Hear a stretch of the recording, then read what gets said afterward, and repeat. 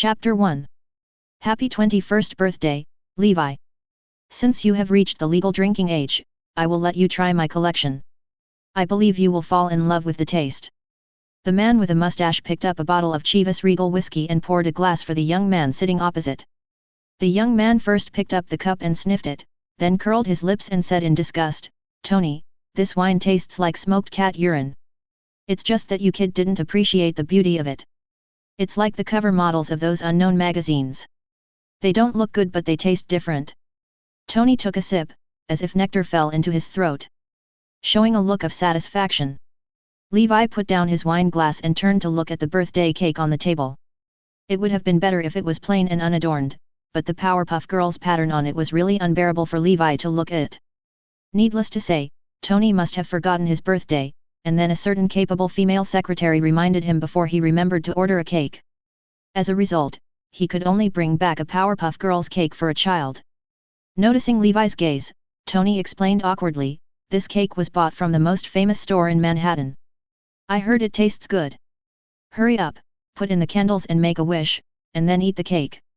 I haven't had it in a long time. This thing is..." "Thank you so much, my dear cousin. You must thank me. I pushed forward the invitation of the famous model and came back to celebrate your birthday," Tony said with a matter-of-fact expression.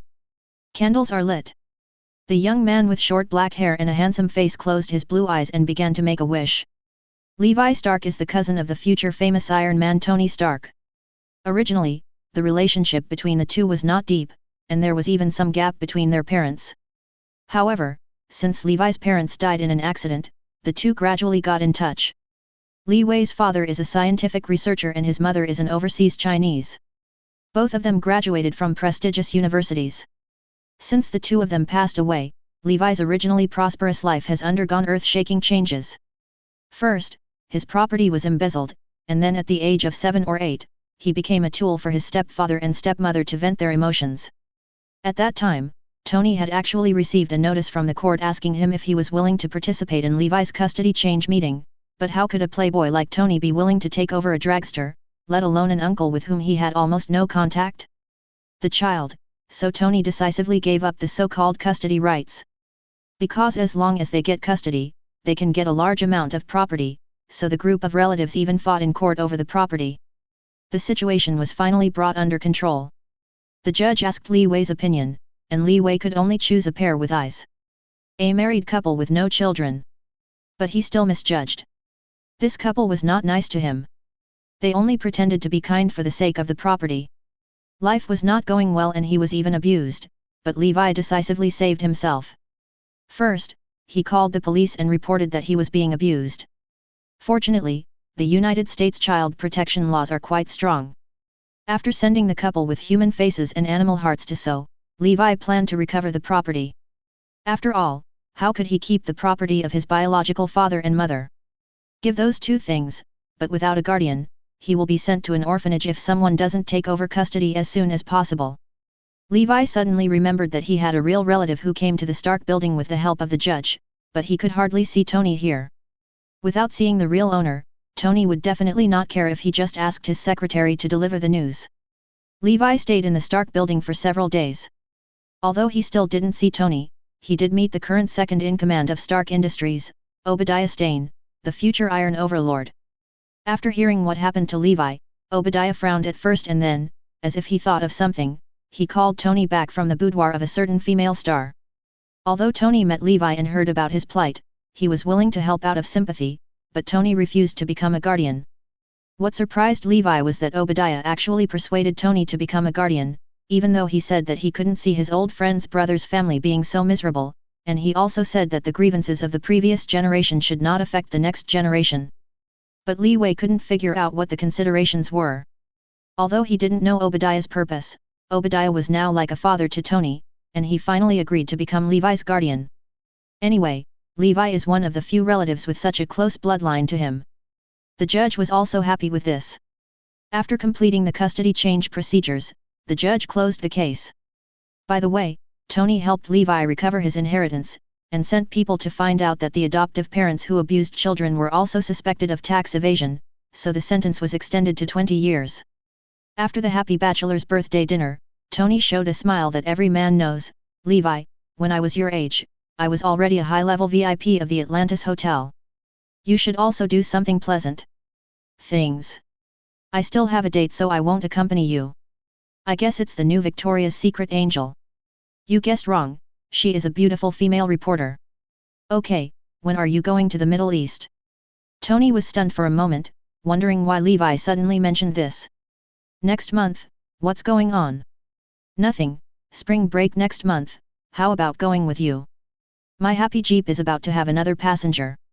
It's time for you to see Tony Stark's gizmos, otherwise you'll always think I'm just a playboy. Tony left home, and Levi was the only one left in the deserted cliff villa. Back in the bedroom, Levi took out a metal box from under the bed and expertly entered the 3-digit password. The metal box opened, revealing a silver metal ring inside, with a wrist-thick black and white electronic screen in the center. Take off the electronic screen, open the buckle, and put the metal ring on your waist. Levi's data is displayed on the electronic screen. Physical strength, 11, up to standard, strength, 9, up to standard, agility, 10, up to standard. Even though the 3 sets of data are very simple, they are the result of Levi's unremitting training. Since the 3 data items have reached the standard, then what is written on the small note should be fulfilled. Levi said to himself and glanced into the metal box. A somewhat yellowed note read, due to some mistakes, you were supposed to end your journey and ended up in this more dangerous world, so this belt serves as compensation to allow you to live safely. It can give you a lot of surprises. I wonder if you have forgotten something, but you will recall it when you put on the belt. By the way, your former enemies also went with you, and it turns out you were right. I hope to meet again one day. Yours sincerely, TK. This box was mailed from Levi's former hometown of Florida on his 10th birthday, but the mailing address didn't exist at all, and even if Tony sent someone to check, no one could be found. Qualified. The text on the electronic screen suddenly changed. Then the silver-white belt began to flow like mercury, suddenly transforming into a black and white striped belt. There is also a pistol-like device on the side of the belt that can be removed by the handle. Levi put his hand on the handle of the gun, and suddenly a flash of inspiration seemed to flash in his mind. Some memories come to mind as well as methods of using the belt. Delta Belt. Chapter 2. A picture flashed through his mind. It was a group of familiar monsters attacking him, and he defeated them using this belt. When was that? The images invaded his mind intermittently, making Levi feel dizzy for a while. He remembered not only himself, but also his fellow knights, Faiz, Chuanqi, Lightning King, Dragon Rider, Emperor Rider. Levi was originally convinced that he had traveled through time from Blue Star, but it seemed that he had had some special experiences before. Taking off his belt, Levi headed downstairs to Tony's laboratory. The 3 belts in Kamen Rider 555 are all man-made and have side effects. The side effects of the Delta Belt are actually relatively friendly. It will change the wearer's personality and become irritable, arrogant, violent, and ultimately in the worst cases, it can lead to a mental breakdown.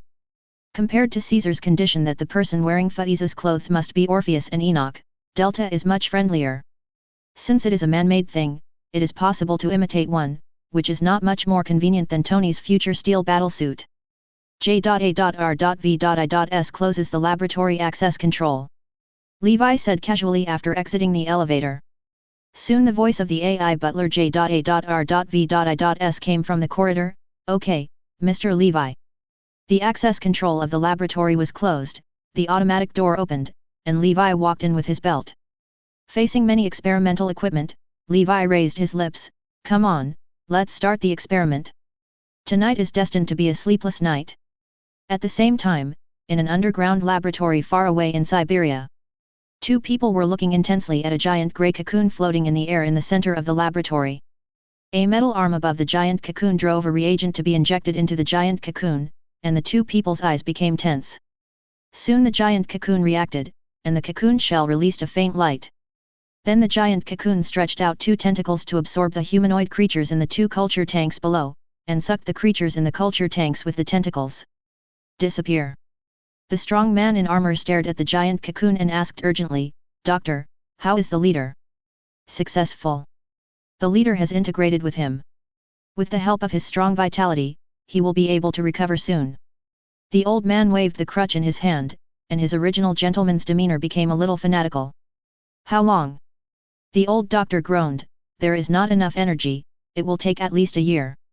Hearing this, the strong man became a little impatient, it's been too long. Let Kai speed up his plan.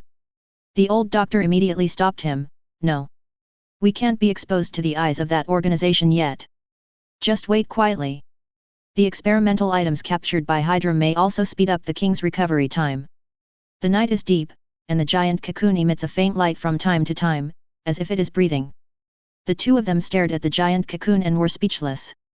A ray of light rose from the horizon, and Levi stared at the rising red sun.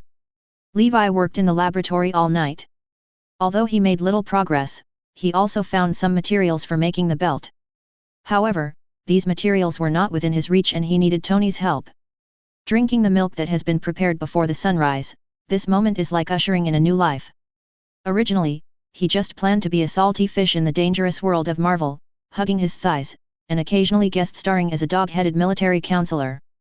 Who would have thought that when he was 10 years old, he would welcome Goldfinger, but this Goldfinger could not be activated.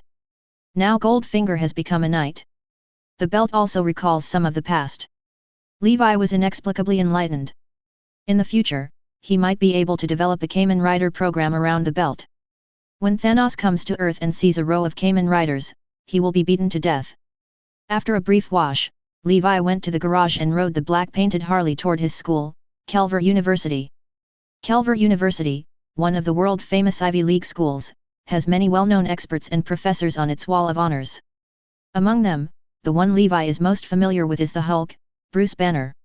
When he sees the other person in the future, Levi can also call him senior. Parking the motorcycle at the school, Levi walked into the school. Levi, do you want to have a part together tonight?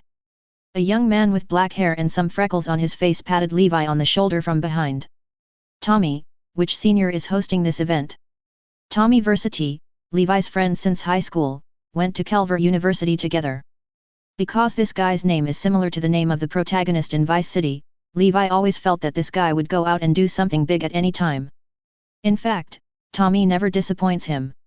He often dates his senior sister and never does the same thing every day. He can be called his senior sister's friend. Is it possible that you still have to go to the gym today? Hey brother, listen to me, you are already strong enough to knock over the big black bull in the basketball department. There is no need to go to the gym unremittingly every day. Tommy hopes that his best friend can accompany yourself to various parts. If he hadn't known that Levi had dated a beautiful girl in high school, he would have suspected whether this guy had some special quirks.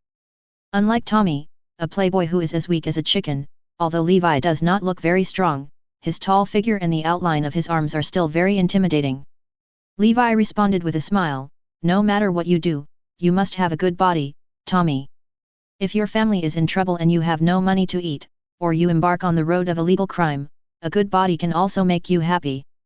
As Tommy looked weird and said, you always thought I would rob a bank, ever since you knew my name. The two of them walked into the classroom while chatting. There were still many empty seats, so they just found a seat and sat down. At first he was able to concentrate during class, but as time went on, Levi began to doze off, while Tommy was mingling with the girl next to him. The courses at Kelver University are not easy, and sometimes not listening to some content will result in losing points on the exam, but it is not difficult for Levi, since he has enough credits anyway. It's just that graduating from Kelver is not Levi's goal. At the very least, he has to get a PhD today. We only have classes in the morning. Let's go get something to eat at noon? My new friend I just met, Misty, will definitely come with me. Tommy quietly pointed to the beautifully made-up woman standing behind him. Levi nodded, but felt strange. You don't just like big sisters, when did people your age also like you? Hey, although we are in the same class, Misting is 2 years older than us. Okay, it turns out she's the senior who made up the credits. After saying hello to Misting, the three of them headed to a restaurant near the school. Chapter 3. There are not many restaurants near Kelver University, but most of them are crowded with students, especially the Chinese restaurant where there is no queue. It is already half an hour after Levi and the other three are seated. Seeing Tommy sitting unsteadily in his seat, Levi frowned and said, hypoglycemia. Maybe I didn't have breakfast. I'll eat a piece of candy. Tommy took out a piece of candy from his pocket, unwrapped it and stuffed it into his mouth. Very inferior flavor. Misting blinked her big watery eyes, then picked up the candy wrapper on the table and looked at it. There is no place of origin, production date, or certification mark on the packaging. Levi also agreed, well, it's a solid 3-no product. And the Hershey's brand has the wrong letters, Misting said, pointing to the logo on the packaging. Damn, that four-eyed BD from the student union sold this to me. It turned out to be a manhwa product. That bag of candy cost me $100. Damn Marin. Tommy spat out the candy and then shook it. He stood up unsteadily, as if he had been hit by someone in a car accident and still wanted to argue with him. Let's go after dinner, and the other party won't admit it without evidence. Levi asked Tommy to sit down. The hot meal was served, and at Tommy's urging, Levi settled the bill with the owner of the store in fluent Chinese. Misting stared at Levi curiously, not expecting that Levi could speak such a difficult language so fluently. Because Misting had classes in the afternoon, she did not continue to follow the two of them. Back at school, Tommy stormed into the student union classroom angrily. Where is that BD Marin? Tommy, with an angry look on his face, calmed several students in the student union for a moment. After Li Wei walked in, these students became even more timid. Levi is also considered a celebrity in the school. Not only does his family have a mysterious family background, but he also knocked down the guy in the basketball club who was as tall and strong as an ox. The student union would also give 3 points to such a student. I have something to do with Marin. I won't embarrass you. Just tell me his location. Levi was not impatient, and instead looked kindly to these classmates. Marin just answered the phone. She must have gone to the warehouse to pick up something. A student replied. After finding out Marin's location, the two went straight to the warehouse in the student union. However, as soon as I arrived at the warehouse, I heard a muffled sound coming from inside. Bang! It sounded like a heavy object falling to the ground. Marin! I asked you to sell the goods, and you only sold one in a week. Then there were questions from the warehouse. Tommy said happily, is this fool getting beaten? What's going on with the goods he mentioned? Is it possible that you were the only one who bought it? Levi looked at Tommy as if he were a fool. Tommy was about to speak when he heard an intermittent and extremely timid voice, Rudolph, there's nothing I can do about it. After all, the packaging of your goods is too rough. No one except Tommy, that brainless guy, can do it purchase. Then sell it all to that fool. Don't forget that you still owe us a full $7,000. If you can't pay it back next month, watch your hands and feet. But this is illegal. You won't be able to live well if I'm caught. Illegal. What can the police do if I don't admit it? Do you have evidence to prove that I gave you those things? After listening to the conversation inside, Levi and Tommy looked at each other and realized that the matter seemed serious. Isn't what I've eaten recently been contraband? I heard that some people have recently made contraband into cigarettes, cards, and the like. Tommy's face turned pale. Once addicted to this kind of stuff, it can be fatal. Levi comforted him, don't panic, you only have a few days, you can still be saved. Rudolph is the big black bull, right? Tommy nodded grimly. Let's go first and don't alert others. Give me all your candies. I'll find someone to do the tests and ask someone to investigate. Levi dragged Tommy away. Just after the two left, a black young man about 2 meters tall walked out of the warehouse. Soon after Rudolph came out, 2 shorter black men ran over from a distance. Levi Stark and Tommy Versity appeared at the door of the warehouse just now. A flash of hatred flashed in Rudolph's eyes when he heard Levi's name. Levi had made him make a huge fool of himself in school. He was obviously just a mixed-race BD, but he was stronger than him. Not only had he never played basketball, he had never fought before. That fool Tommy must have noticed something was wrong. When he took Levi to find Marin, they just happened to let them hear the conversation between Marin and I. Rudolph's eyes gradually became dangerous, this kind of information must not fall into the hands of others. The other 2 people agreed, then let's settle the old and new grudges together. It wasn't just Marin, a cadre of the student union, who was selling contraband in the school, but the 2 of them. Once this was revealed, someone would definitely get into the sewing machine, and they couldn't just get into the sewing machine without making a few bucks. These 2 are also Rudolph's followers. They are all from the same neighborhood.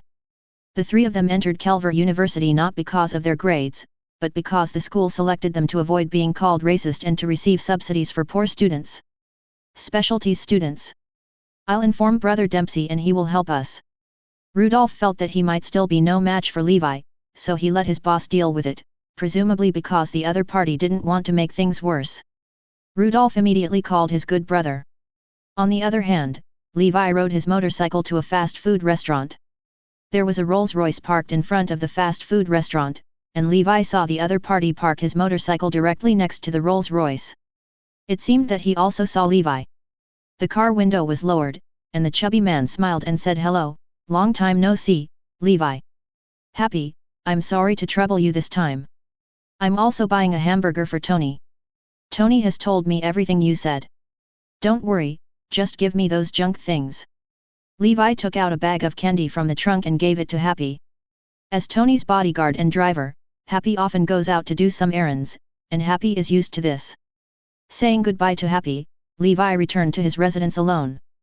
The next day, Happy called and told Levi that those candies did contain contraband ingredients and long-term consumption would cause dependence. After telling Tommy what had happened, Tommy decided to lie down at home. It wasn't until the end of class that Levi got the news that Marin had been controlled by the police. Marin soon confessed Rudolph, but Rudolph refused to admit it, and the police had nothing to do for the time being. Levi prepared to go to the gym after school as usual. The school's parking lot is not inside the school, but an external parking lot, about 200 to 300 meters away from the teaching building. There are usually only a few scattered cars in the parking lot, but today is something special. Two socialites, who have tattoos all over their arms this season, are doing something to Levi's motorcycle. Levi took out his cell phone and opened the camera, walked lightly, and slowly touched it. Chapter 4. There are some tools scattered next to the motorcycle. The white man with flowery arms said impatiently, "It's not over yet. You said you stole the car for more than 30 years, can you do that?" Levi touched the back of the pickup truck and couldn't help but feel speechless when he heard what the man with the flowery arms said. Do you believe what he said? This man looks to be in his early 30s. Did he learn to steal cars when he was in kindergarten? The black man wearing a red turban had sweat dripping from his temples, but he still said patiently, "Maybe the latest version of Harley's anti-theft system has been upgraded, wait a minute." The white man with the flowery arms lit up a cigarette and said angrily, "Rudolph, this BD, why don't you have any news at all and didn't send a photo? Do I even know what this kid looks like? That kid may have lost his cell phone again. Brown, get me a vice." The red-turbaned black man was too busy and asked his companion to hand him the pliers. After getting the pliers, he couldn't help complaining, "This anti-theft system, how strange. Why does anti-theft work in parallel with braking? If the anti-theft system is forcibly destroyed, the braking system will also be disconnected." Levi, who was hiding aside, grinned. This motorcycle was naturally modified by him. He didn't want the bike thief to ride away happily. Even if it was stolen, he had to let the other party consider whether he could ride it back alive. How can you ride a motorcycle without brakes? Brown kicked the wheel of the motorcycle, and then seemed to remember something, and said viciously, "Dempsey, destroy this guy's brakes. If he goes out, even if we get into a car accident, the police can't find us." Dempsey glanced at the popular Harley breaker with some regret, "What a pity. This is the latest model, worth $35,000. Isn't it just a Harley Davidson? We'll have everything when we become gang leaders." Dempsey thought for a while and finally compromised, "Okay, I'll do as you say." Seeing that Dempsey was about to cut the brake line, Levi couldn't sit still anymore, jumped out from behind the pickup truck, and kicked Dempsey. Levi's kick was as fast as lightning, and he kicked Dempsey accurately on the back. Dempsey stumbled, dropped the tool in his hand, and hit his head on the motorcycle. Next to him, Brown was startled. He didn't understand that a person appeared out of nowhere. Who? Brown looked at Levi warily, reaching for the weapon at his waist. Levi looked at them coldly and said firmly, "That's my motorcycle. You don't know who I am." Dempsey covered his head and stood up, with fierce eyes, "Boy, do you know who you are talking to? We are." Before he finished speaking, Levi had already moved. His movements were extremely swift. First he turned around and kicked Dempsey over, and then he sprinted straight at Brown. Brown reacted quickly and pulled out his pistol, but Levi was faster and hit Brown on the wrist with his elbow. When the pistol fell, he kicked it away. Brown covered his wrist with a ferocious expression on his face, as if he was so cruel that he didn't care about his painful wrist, and rushed towards Levi. Court death. Levi's eyes were sharp and he was not afraid of Brown, who rushed towards him in anger. Levi turned his feet, nimbly avoiding the opponent's fist, and at the same time quickly reached out to grab the opponent's arm and threw him to the ground. Brown's body hit the ground hard, making a muffled sound, and he groaned in pain. At the moment, Dempsey got up from the ground, with anger and fear in his eyes. This kid is too powerful. Dempsey roared and charged towards Levi, like a black bear. Levi responded calmly, dodged Dempsey's fist, raised his knee and punched the opponent's abdomen, causing Dempsey to fall to the ground in pain again. Brown also stood up at this time, as if adrenaline was surging, and his angry fist grazed Levi's cheek. Levi took the opportunity to lean over and punch Brown in the abdomen with his elbow, causing Brown to bend over in pain. Without giving him a chance to breathe, Levi quickly grabbed Brown's arm, threw him to the ground using a judo technique, and then locked his neck with his ankle to control his movements. Dempsey shook his head, trying to recover from Levi's attack.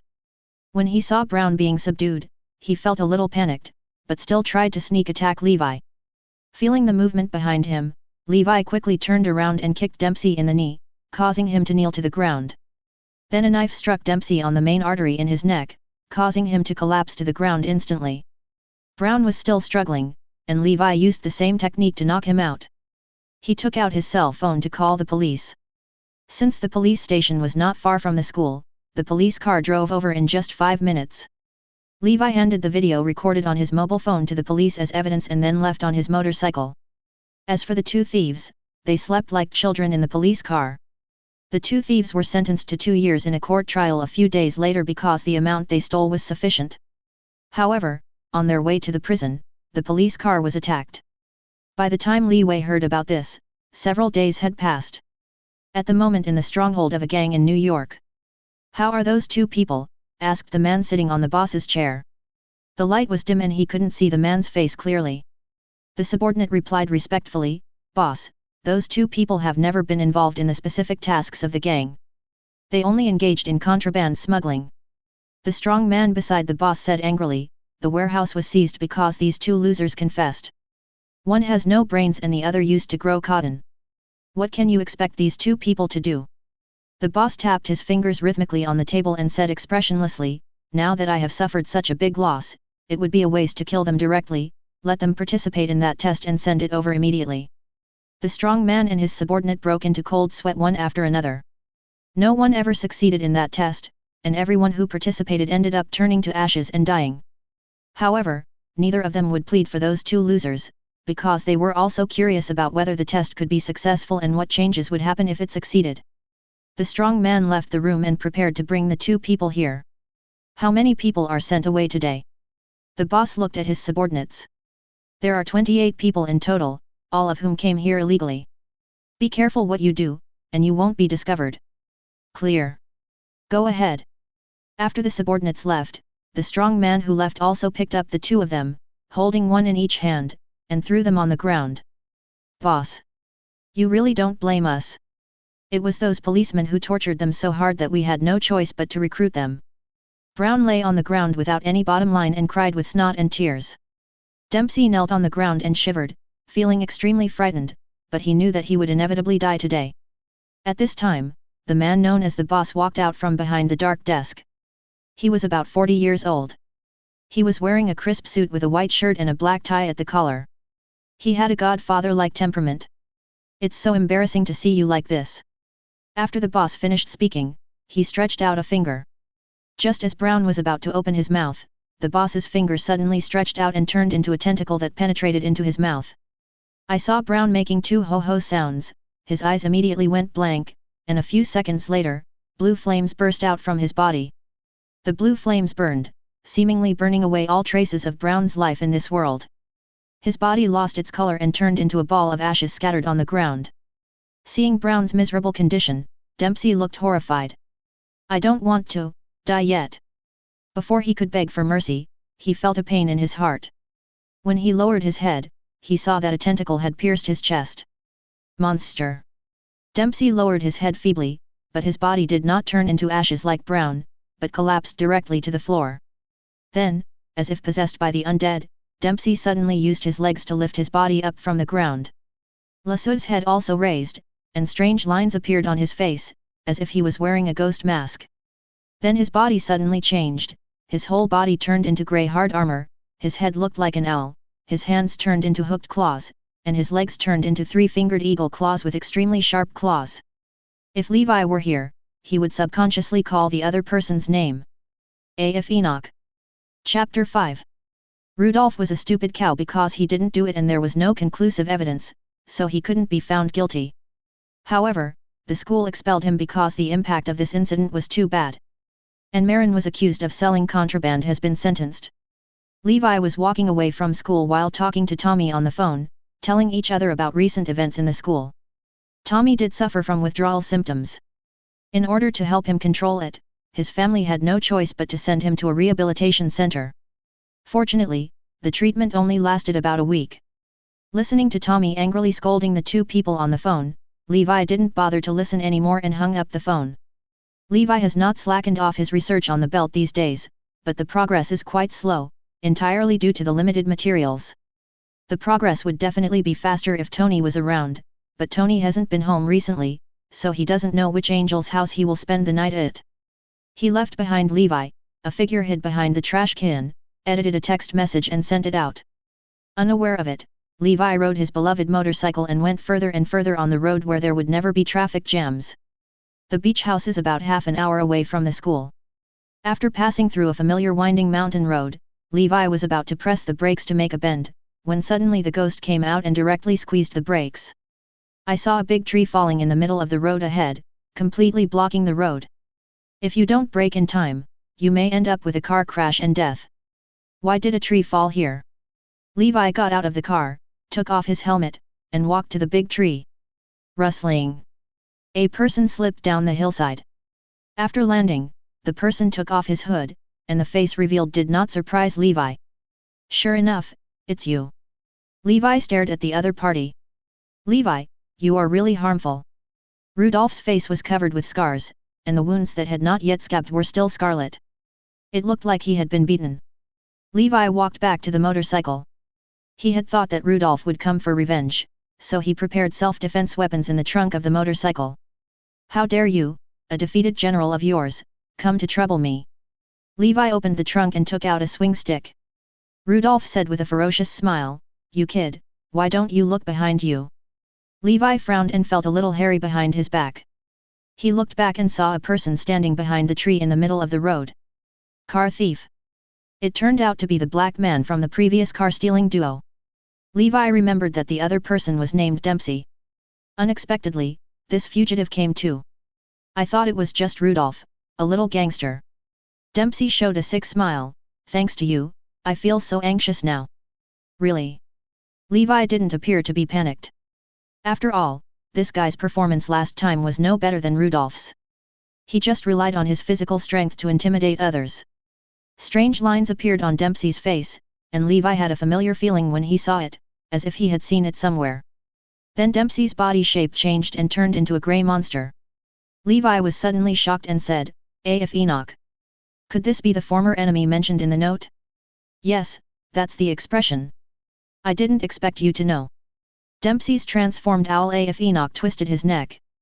Levi quickly took out the belt from the trunk and put it on his waist. This is also a just-in-case preparation. This is America. Gunfights happen every day. Ordinary people with mortal bodies cannot stop bullets. I didn't expect to need this so soon. I thought I would only use it when I went to the Middle East. The sound of a gun being loaded came from behind. Levi stopped hesitating and raised the Delta phone, which was an object shaped like a gun handle. He pressed the voice command button on the gun handle with his thumb, put it against his ear and whispered, Transform. The Delta cell phone was inserted into the holster on the side of the belt, and then the sound effect came, complete.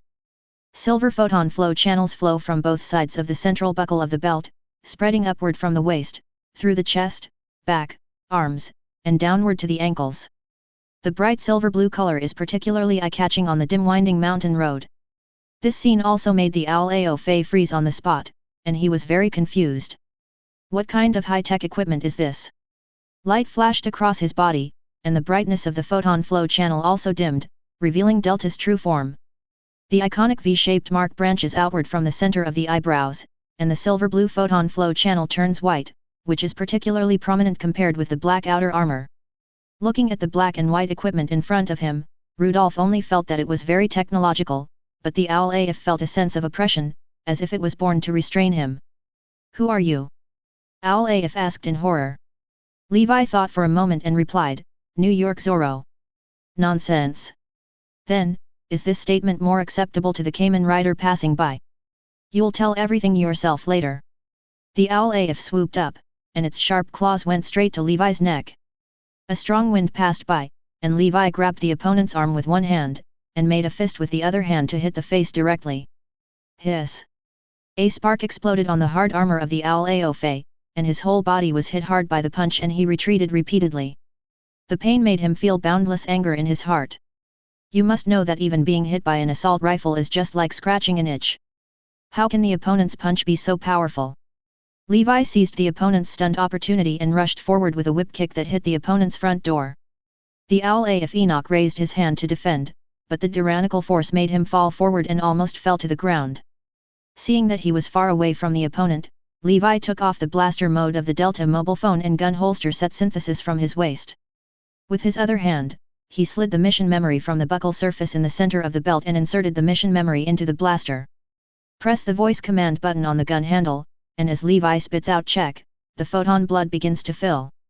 The sound effect of exceed charge came, and Levi pointed the Delta pistol at the owl AF and pulled the trigger.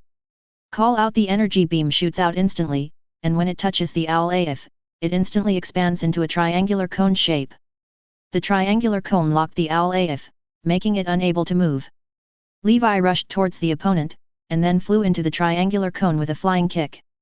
Silver blue energy overflowed, and the moment Levi entered, the triangular cone began to rotate, penetrating the owl AF's body like a drill. The owl AF's whole body was ignited with red flames, and his body was peeling off into pieces like a destroyed sculpture. A purple Greek Delta coat of arms appeared behind it. Bang! The owl exploded into a ball of ash and scattered all over the ground. After easily dealing with the opponent, Levi turned to look at Rudolph. The boy screamed in fear and pulled the trigger. The bullet hit Levi's breastplate and a small spark exploded. Levi also pointed the blaster at Rudolph. As the trigger fell, an energy light bullet instantly penetrated Rudolph's body, and then his body exploded into pieces like a broken watermelon. After easily dealing with the two of them, Levi used the tremendous power gained after his transformation to kick the tree blocking the road away, then cancelled his transformation and drove away on his motorcycle. Chapter 6. Drive the motorcycle into the garage. As soon as Levi walked into the living room, he saw Tony with a mustache watching TV. He was sitting on the sofa with a look of enjoyment on his face, and there was a bottle of wine that he had treasured for a long time on the coffee table. Wine and a bite of cheeseburger. You kid finally has a decent life. Come on, tell me, where did you take the little girl on a date when you came back so late?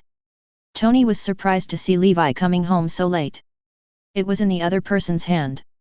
Why does the suitcase look familiar? Levi sighed, with a slight sadness on his delicate face. You won't be dumped.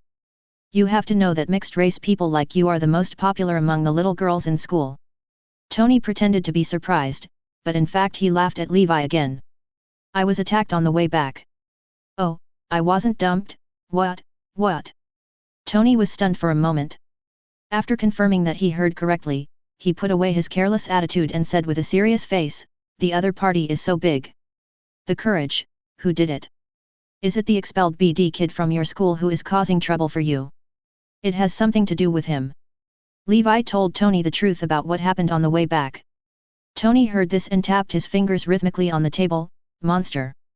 Then his eyes fell on Levi's suitcase on the table. He remembered this thing and had actually studied it. There was nothing unusual about it except that the material was very special. Tony turned to ask, I remember it was something sent back from your hometown. It seems that my uncle also has quite a secret. Levi shook his head. It might not be clear that Tony hasn't been back in the past few days. He did some research in the laboratory and put the data on the table without even picking it up. There is no need to hide these things from Tony, but he can also let Tony study the belt with him. The Delta belt is a technological product in Kamen Rider 555.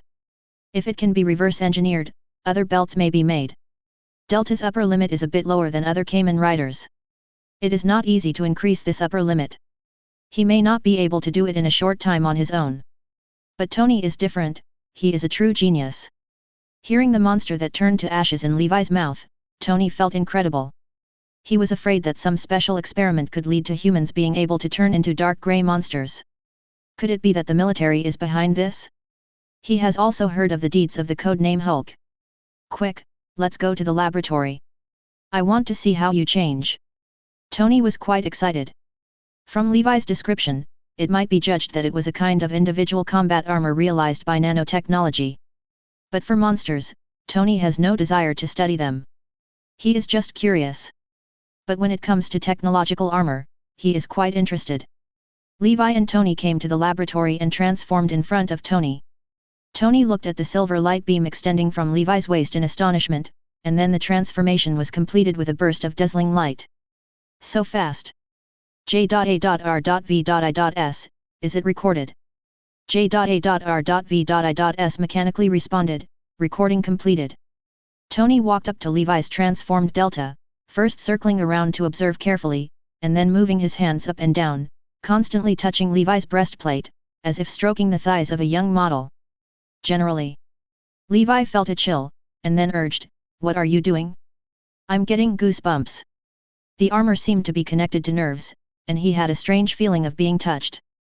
"I just think this idea is really interesting. What kind of metal can be as soft as leather and can be woven into a fine mesh? It's hard to say, but it can be made into such a combination of defense and comfort, and it can be stuffed into a belt. It's like alien technology. You'd better hurry up. It's actually not very comfortable. The neck is a bit tight and the fingertips are also painful." Levi shook his hand. Tony pointed to the side of his belt and said, "Show me that walkie-talkie thing." Levi took off the Delta cell phone and the blaster from the holster set and handed them to Tony. Tony took the combination of these two objects and looked at them carefully, then handed them to Levi and said, "Show me the power of this weapon. It's too powerful and the laboratory will be destroyed." Levi just picked up the blaster. "Then try the wall outside." Tony and Levi came to the yard. Levi raised the blaster and pulled the trigger against the yard wall. Piu! A luminous projectile shot out and instantly penetrated the courtyard wall, leaving a hole as big as a bowl. Tony looked at the red hole in the courtyard wall and knew the power of this gun. Then Tony asked Levi to take off the belt, and he wanted to try it too. It's just that after Tony put on the belt and transformed according to Levi's method, the belt didn't move at all. It should be necessary to meet the qualifications for transformation. Levi said.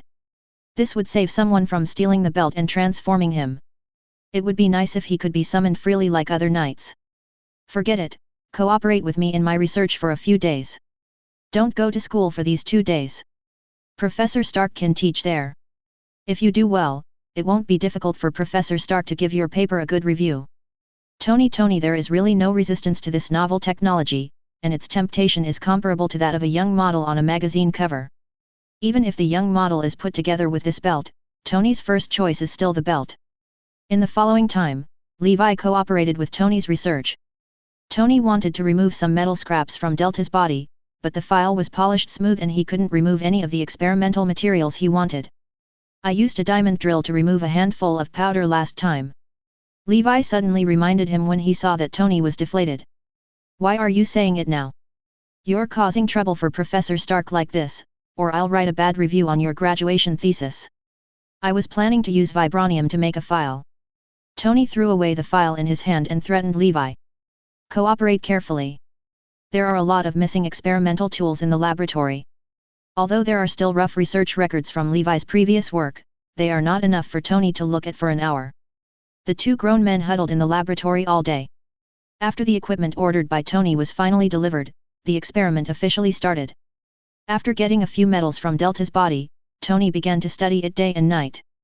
Leeway relied on Leeway to make meals with the meager ingredients in the kitchen, until the ingredients were all gone and he had to ask Happy to send some food. Levi will also be called over by Tony to hit his hands, and the things he can do alone will be enough for him to learn for a while.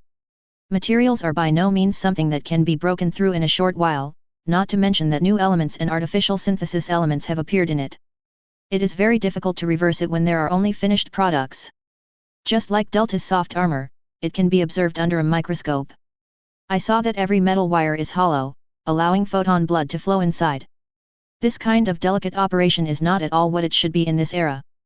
There are more than 228 electrons outside the nucleus. But why is the atomic radius so small? This superalloy has a hardness of 9.825, which is infinitely close to diamond hardness. Chapter 7. The density is only half that of the bowl, and the surface is covered with a weak alkaline protective film. A-shape memory alloy that completely remembers its molecular structure when it is completed and can fully recover within a few hours to a day even if it is damaged. The remaining parts are split by electrical signals and finally restored. Tony quickly took notes on the projection, and after finishing the notes, he put them into a folder in the corner. There are already 8 classified folders in the corner, such as photon blood, photon flow channel, artificial metal, receiving terminal, important stabilizer. He studies when he wakes up, conducts experiments even when he is eating, and does not forget to read some papers for inspiration when he goes to the toilet. Tony, who is immersed in research, is extremely boring, with an unkempt beard and bloodshot eyes, as if he has been tortured for a long time. A month passed in the blink of an eye. It wasn't until Obadiah personally came to the villa to bring Tony out that Tony saw the light of day again. Tony, what have you been researching recently? You haven't been out for a month. Obadiah's little eyes were darting around. If Tony really researched something shocking again, he really didn't want it to happen. Tony went to the Middle East to sell goods. If success is enough to overthrow the existing world structure, it's a pity that I have made no progress for a month and am still looking for alternative elements. Obadiah felt a little pity, but he didn't have to wait that long for something like that to come out. Okay, Tony.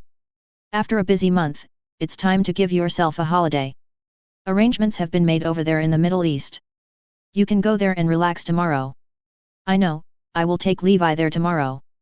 That guy has been nagging me for several days. Well, be careful to protect that child and don't let him get too close to a reckless guy like you. He wants to ride in the happy jeep with me. The next day, Tony came to the airport wearing Levi. With Tony's help, Levi's belt passed directly through the security check. Also on the way is Tony's friend, James Rhodes, the future war machine. On Tony's private plane, apart from Levi and the other 3, the only other people left were the captain and the stewardess. Tony's job as a cabin crew member is quite easy. He only flies 2 or 3 times a month, but he earns more than airline cabin crew members. Definitely Tony's place is not something you can get in just because you want, the stewardess must at least be on the cover of a magazine. Just like the flight attendant who is pouring wine for Levi, her long legs are as good as Elizabeth Olsen. The other stewardess was concentrating on flirting with Tony, smiling coquettishly from time to time, almost burying Tony. Rhodes glanced at Tony, and then said to Levi, "You can't be like him and spend all day in that damn children's restaurant." Levi always felt that the other party had a feeling of envy, jealousy, and hatred. A few hours later, the plane landed at Bagram Air Base in Afghanistan and the doors opened. Tony took the lead off the plane and greeted the generals here. "Long time no see, Tony." A general greeted him warmly. "It's been a long time. General. Do you want me to introduce you to the Jericho missile now?" "No hurry, no rush, let's talk slowly. How is the flight?" The general asked Stark how the flight was. Tony smiled and replied, "It's been a rough ride."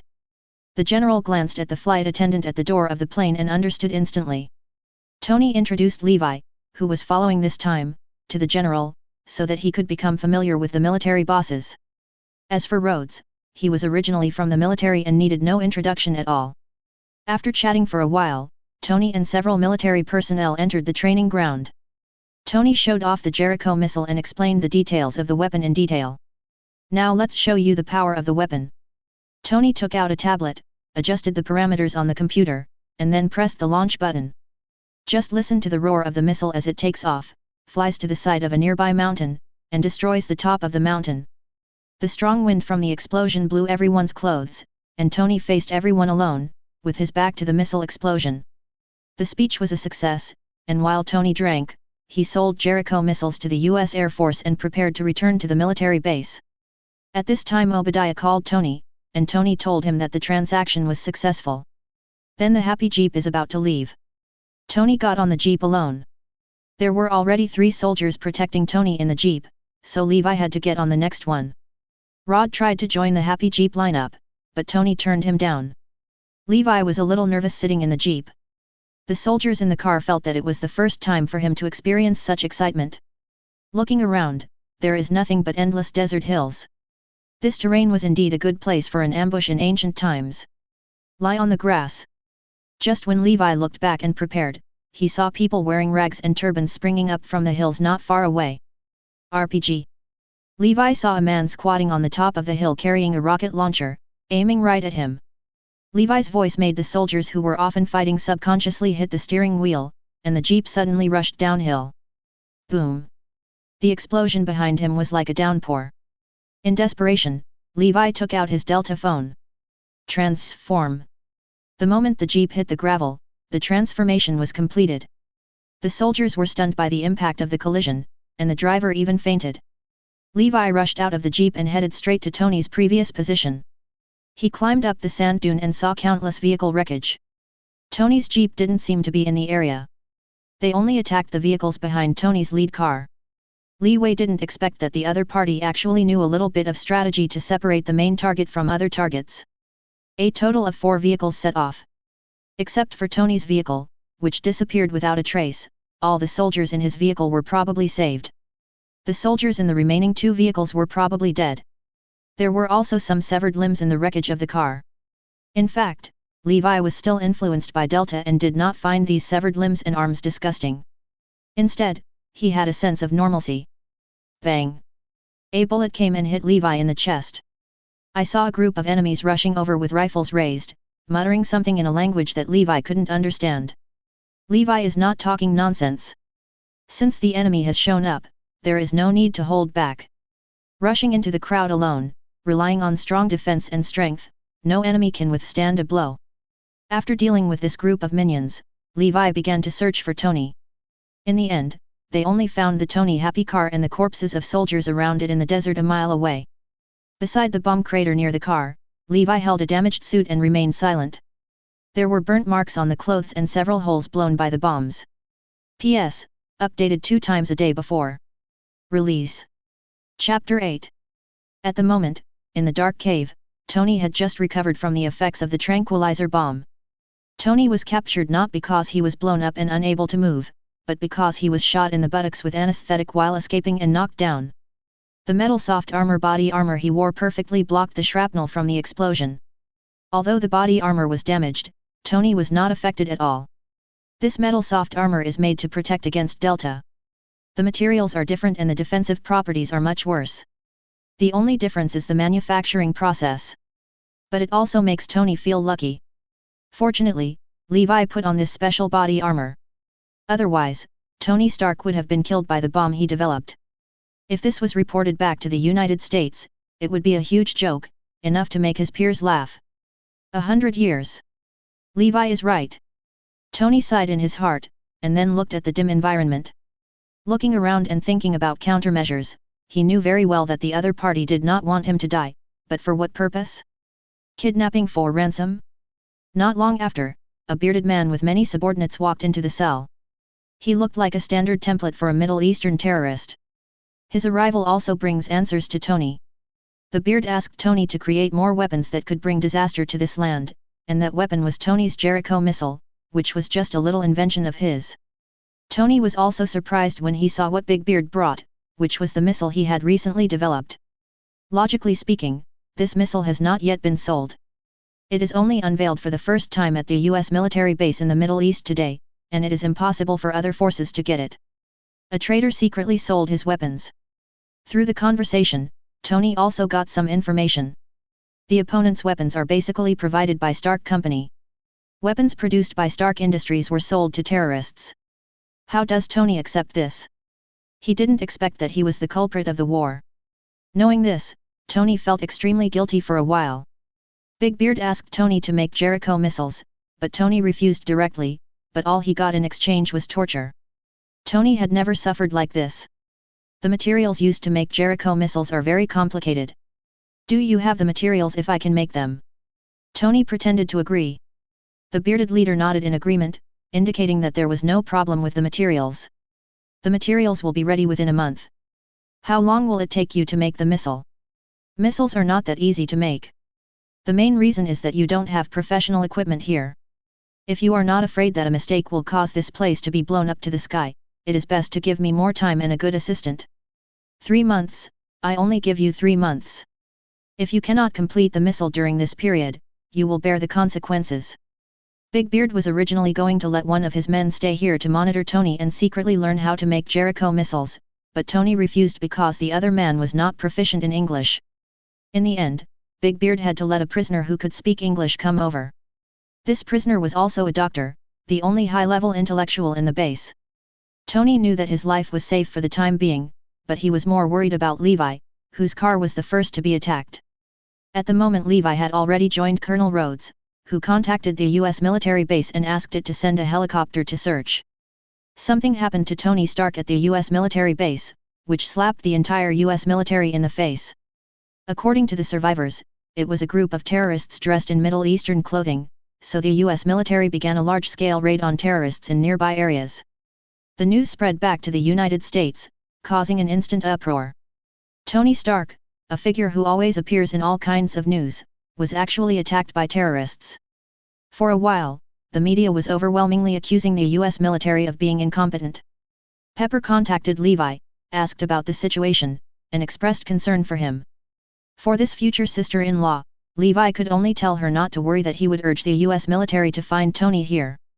Levi also asked Pepper to find a way to contact some senior US military officials who had a good relationship with Tony, and send out manpower to conduct a carpet search as soon as possible, while at the same time increasing the public opinion. And Levi was not idle either. He first found the general he had met after getting off the plane and lured him with the idea that Tony was developing an epic-making new individual combat armor. Then he threatened that Stark Industries would use public opinion to put pressure on the US military. If Tony could not be found within a month, he would be suspended from his post as a border official. Anyway, the United States has now exploded. This is a provocation to the US military's status in the world, and the other party is just a terrorist. The US military's sweeping search quickly yielded results. The drone found many traces of human life and even some arms in a valley deep in the Afghan desert. Levi was startled when he saw the photo there. It was completely consistent with the impression in his mind, and then said, "It should be there. We can first arrange a tactical team to spy on the intelligence. After confirming it, we will discuss the rescue plan." The general agreed to Levi's plan and sent a tactical team to collect intelligence and confirm Tony Stark's intelligence. Tony was also working hard. He asked Big Beard for a lot of materials, but there were very few materials that were actually used to make missiles. "Tony, if we build a very large robot, how will we find the energy to drive it?" Tony thought for a while and said, "I have a way." As the time goes, information has been sent back from Levi's side that Tony is in the cave in the valley. However, the valley was heavily guarded. If he forced his way in to save people, Tony would probably be killed. If heavy weapons were used, Tony would be buried in the valley. After discussion, the only option was to send out an elite team to conduct a beheading operation to rescue Tony. This is the only way. Rhodes had no other choice.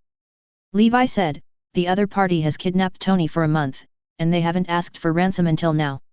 I'm afraid it's not as simple as an ordinary kidnapping." Rhodes was quite satisfied with Levi's performance this month and was willing to listen to his opinions. "What do you want to say? What if there's chaos within them first?"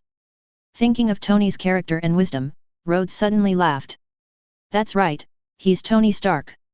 Arrange a tactical team on standby near the valley, and rush in to rescue people as soon as chaos breaks out within them. It's just that half a month has passed by waiting, and everyone's patience has been exhausted." Levi and Rhodes knew that this kind of thing should not be rushed, and they did not want to alert the enemy, but they were not in a hurry because some people could not wait any longer. The general in charge of the military base in Afghanistan has been scolded in the United States and accused of various incompetence. Under the general's urging, the special forces and tactical teams were so hungry that Rhodes could no longer suppress them.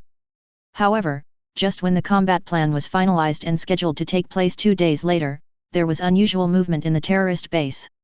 "Finally here. Act immediately." Rhodes immediately ordered after receiving the news. Chapter 9.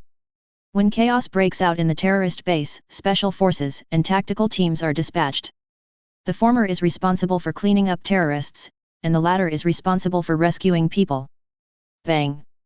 Huge amounts of armor kicked open the prison door made of steel. Then a huge armor came out of the cell with a slender man. Ethan, we're lucky. Tony breathed a sigh of relief. Ethan also showed a knowing smile. Indeed, what should we do next? Tony smiled, definitely give them a little surprise. Ethan was already extremely nervous, but Tony still had time to play around. As the reactor on the mecha's chest and the eyes on its face lit up, under Tony's control, the acceleration system started to activate an injector on its back. Then let's go. Ethan must protect himself. After Tony finished his last words, he dashed out in the mecha. This is the base for cave transformation, and any movement will be amplified. The terrorists reacted quickly, and immediately a group of people rushed out and shot the big silver man with rifles. Ding ding! There was a crisp sound, but the big silver guy didn't do anything. Instead, he raised his arm lightly, with the barrel of the gun exposed at his wrist, and then he breathed out tongues of fire and launched an indiscriminate attack. Anyway, except for Ethan, they were all enemies, and Tony attacked unscrupulously. Fighting all the way out of the cave, Ethan followed the steel mecha cautiously. The automatic rifle in his hand did not give him a sense of security at all. After all, this was the enemy's lair, and one could die if he was not careful. Fortunately, Tony's shooting skills were accurate, and the terrorists in the cave were killed or injured. But as they walked, they discovered something was wrong, and many terrorists had been shot to death. Tony! From the corner of the cave, a man walked out generously. Seeing the man wearing a black and white battlesuit coming out, Tony almost burst into tears and shouted, "Levi!" Behind Levi, a group of soldiers armed to the teeth rushed out. Tony felt relieved, opened the hatch and walked out of the steel mecha. Tony expressed his analysis, "Ethan, that's my cousin. It seems that they have known we were here for a long time. They were just afraid that the kidnappers would break up the fight, so they didn't dare to rescue us. Now I'm afraid they noticed something unusual here. Come. You're right, Tony. It's really hard for you to be here for so long." Tony urged, "Come on, I don't want to stay here anymore." Levi nodded, but did not move but looked at the mecha behind Tony. Tony turned back and removed the reactor from the mecha's chest, and then started the mecha's self-destruction program. "Self-destruct in 3 minutes, let's leave quickly." The special team hurriedly called on their teammates to retreat. Just after they left the cave, huge amounts of roaring sounds were heard in the cave. Levi nodded secretly, now Obadiah should not be able to get the wreckage of the Mark I. And Tony was not injured, nor was he poisoned by palladium from the arc reactor. Taking a helicopter to the nearest US military base, Tony invited Ethan to New York with great sincerity. They were brothers from birth to death, and he, Tony Stark, regarded his brothers as brothers. "Ethan, come to New York with me. I must hire you as my personal doctor." Ethan shook his head and said, "I hope my medical skills can be carried forward in my hometown. They are the ones who really need me." "Okay, Ethan, in that case, Stark Company will fund your hometown. Let's make the world a better place together." In the end, Ethan did not return to New York with Tony. After learning that Tony was fine and on his way back to the United States, Pepper, Happy and others came to the airport together, nervously looking forward to Tony's return. After Tony arrived at the airport, Obadiah also came here with a fake smile on his face. If Levi hadn't known that he was the culprit, he would have been deceived by this seemingly amiable old guy. This month has not been peaceful for Stark Industries. The stocks have been falling, but not so ruthlessly, and Obadiah secretly purchased the stocks from those shareholders. Levi also asked Pepper to use Maria's foundation to acquire some shares of Stark Industries. The Maria Foundation is a company founded by Tony in his mother's name. It has been used for charity. Later, after adopting Levi, the foundation was also transferred to Levi's name because Levi was not very good at managing foundations. It was also left to Pepper to take care of. Soon Tony's private plane landed at the airport, and Tony's friend Colonel Rhodes walked down calmly, followed by Levi. Pepper was relieved to see that Tony was intact and not injured at all. Tony hugged friends he hadn't seen for a long time. When it was Pepper's turn, Tony changed from his usual frivolity and said sincerely, "Thank you for your hard work during my accident." Pepper. Levi told Tony the truth about Pepper's hard work maintaining Stark Company during this period. Pepper replied with a smile, as long as you are alive. Then he said with concern, let's go to the hospital and have a good checkup. The ambulance is outside. Tony refused, before that, I want to eat a cheeseburger and hold a press conference. Press conference? Pepper and Obadiah were stunned. I have something important to announce. Happy then took out a paper bag from the car, took out 3 artisan burgers, threw one to Tony and said, I prepared this for you before I came here. You still understand me? Happy. I've done a lot of running errands for you. Happy's words caused a burst of laughter. Obadiah walked up to Tony and asked why he was holding a press conference. Obi, I just realized something. Tony just answered. Obadiah just felt something was wrong, as if something bad was about to happen. There's no way Tony knew he did this. So what is the reason? Obadiah soon had his answer. At the press conference, Tony announced the closure of Stark Industries' weapons department, and Obadiah realized why something was wrong in his heart. With an ugly face, Obadiah begged Tony, but Tony refused. Obi, I have a better idea, trust me.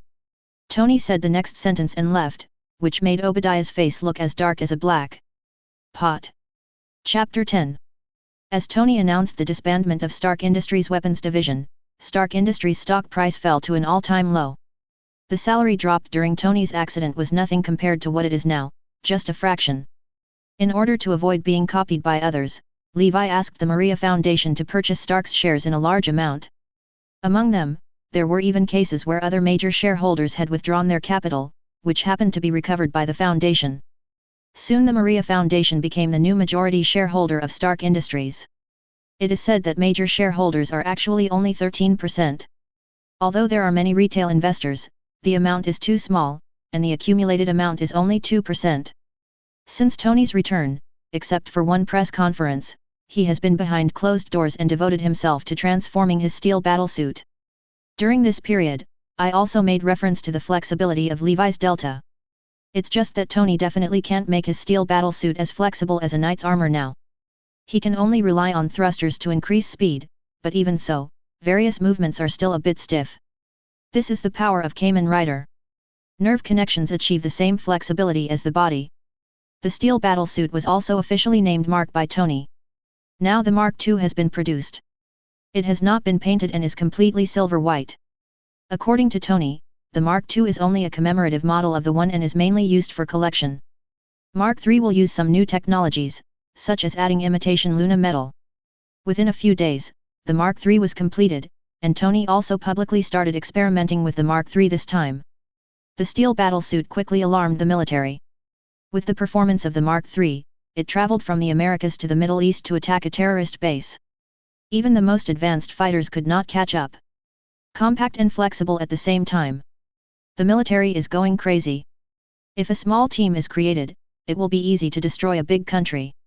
After fighting several terrorists in the Middle East, I stopped by to visit Ethan. I'm afraid only Tony would do such a thing.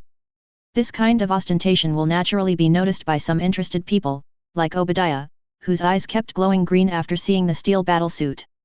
He ran to his house more than once and asked Tony for the technology of the steel battlesuit, intending to give it a try. A sum of money for the military. Fortunately, Tony was determined not to let this kind of weapon flow into the military again, and to allow this epoch-making invention to be used in war. After sending Obadiah away, Levi couldn't hold himself back anymore. He came to the laboratory to find Tony and inserted a USB flash drive into the computer. This is the latest information he collected. I think there is something wrong with what happened to you this time. It was probably done by someone who knew the root and uploaded J.A.R.V.I.S to the Stark Industries cloud. This is the evidence collected by JARVIS. The evidence was provided by none other than Obadiah, from whose computer J.A.R.V.I.S was downloaded. Tony was stunned for a moment as he looked at the collected evidence. He went from confusion to anger to relief, and finally turned into a long sigh. This person who had watched him grow up and often taken care of him never expected to betray him. Tony began to reflect, was there something wrong with him? Tony, no matter how nice you are to him, he can't replace your position. One person is inferior to 10,000 people. This position no longer satisfies him. Levi still wanted to persuade Tony and prevent him from getting into trouble. In the end, Tony drank one glass after another and got drunk. Drunk Tony still spoke slurred words, but Levi could understand that those were things that had happened between him and Obadiah. A few days later, Tony still hesitated to expose Obadiah. Obadiah also had no idea that Tony already knew the details behind him. The two of them seemed to have a tacit understanding and were still doing their own things. New York has not been peaceful recently, with young girls frequently fainting on the roadside due to anemia. Not long after returning to school, Levi also encountered something strange when school was over. Misting, who had taken open classes together before, staggered over, as if she had drunk too much. Levi wanted to say hello, but Misting fell directly on him. "What's wrong with you?" "Hello." Levi shook Misting and suddenly saw two wounds on her neck, which looked like bites. "Snake?" "No, the wound is a bit big." Levi sent Misting to the infirmary, and the school doctor sighed when he saw Misting's symptoms. Many girls in the school have experienced this symptom recently. It looks like anemia, but this is the first case of such a wound on the neck.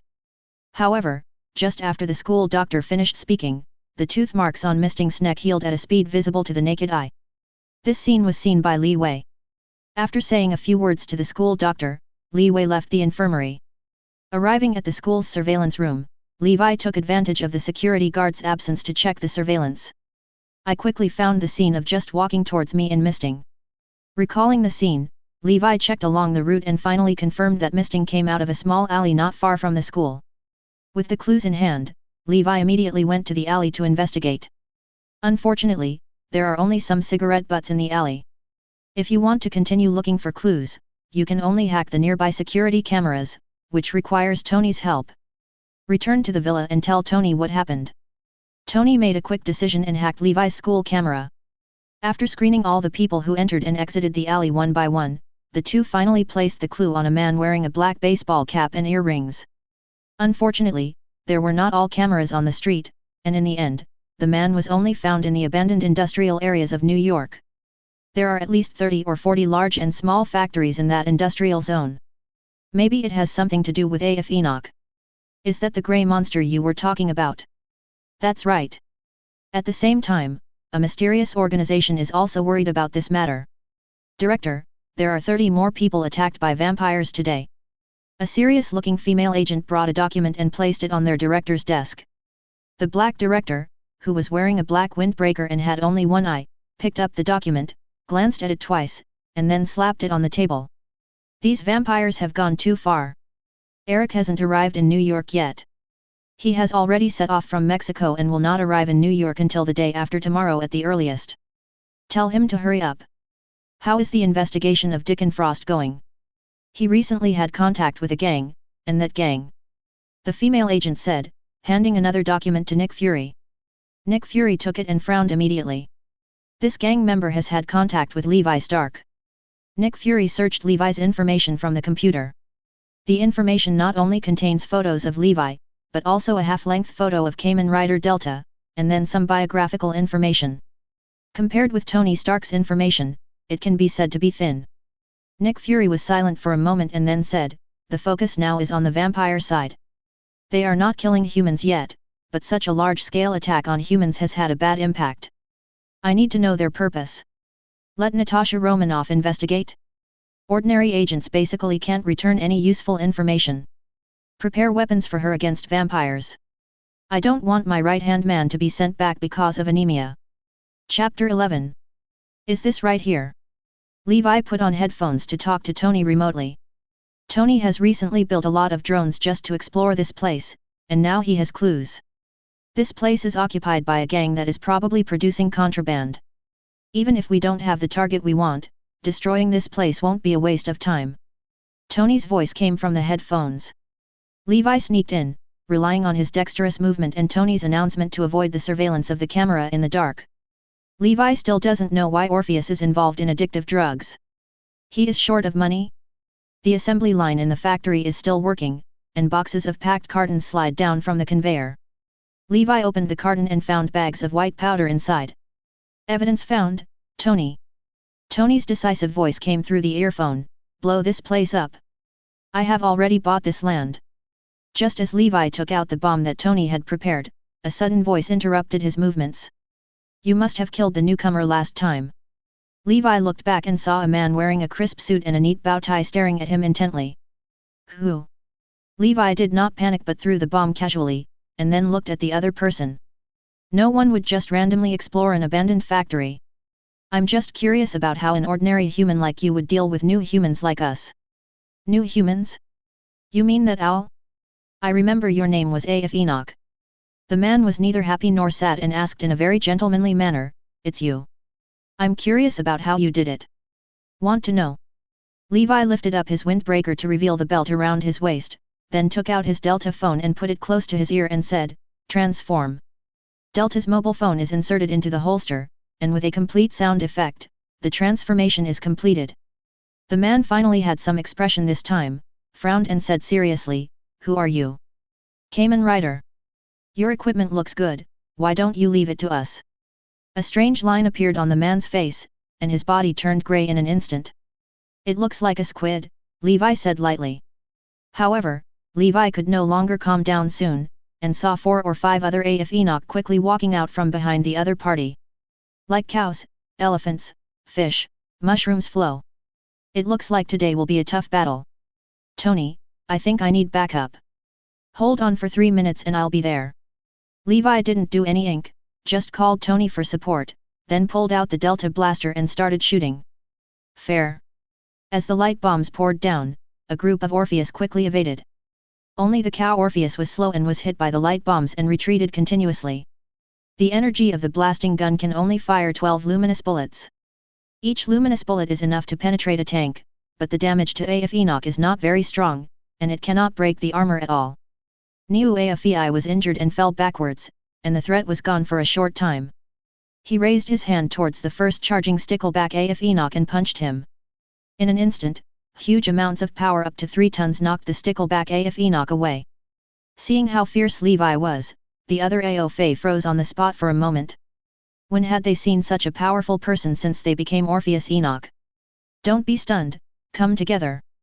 Afi the cuttlefish gave the order, asking all the Afis beside him to move. 2 fists were unable to defeat 4 hands. Levi dodged while issuing instructions, 4821. Delta's mobile phone received the command, and then a roar came from the distance. Bang! A chariot broke through the wall and drove towards Levi at high speed. The powerful impact pushed the elephant AF out, and then Levi jumped up and jumped onto the chariot. Levi entered instructions on the control panel of the tank. The launch hole was opened at the rear of the tank, and 32 photon missiles poured out. AF the cuttlefish felt fear in his heart and shouted sharply, hide quickly. However, the power of the photon missile was not something they could withstand. Neo AFEI was the most unlucky and was directly stabbed into ashes and died completely. The other people also suffered different injuries, both large and small. Just when Levi wanted to continue to control the chariot to completely crush the opponent, a tearing air sound struck. Before Levi could see the opponent's figure clearly, he was thrown off the chariot. It's so embarrassing. This figure appeared next to Enoch the squid again, and Levi got up from the ground and saw the other person's appearance clearly. One looks like AF Enoch wearing a dinger hood and looking like a Western gunslinger. The memory is a little blurry, and there are some more memory fragments in my mind. Bat AF Enoch.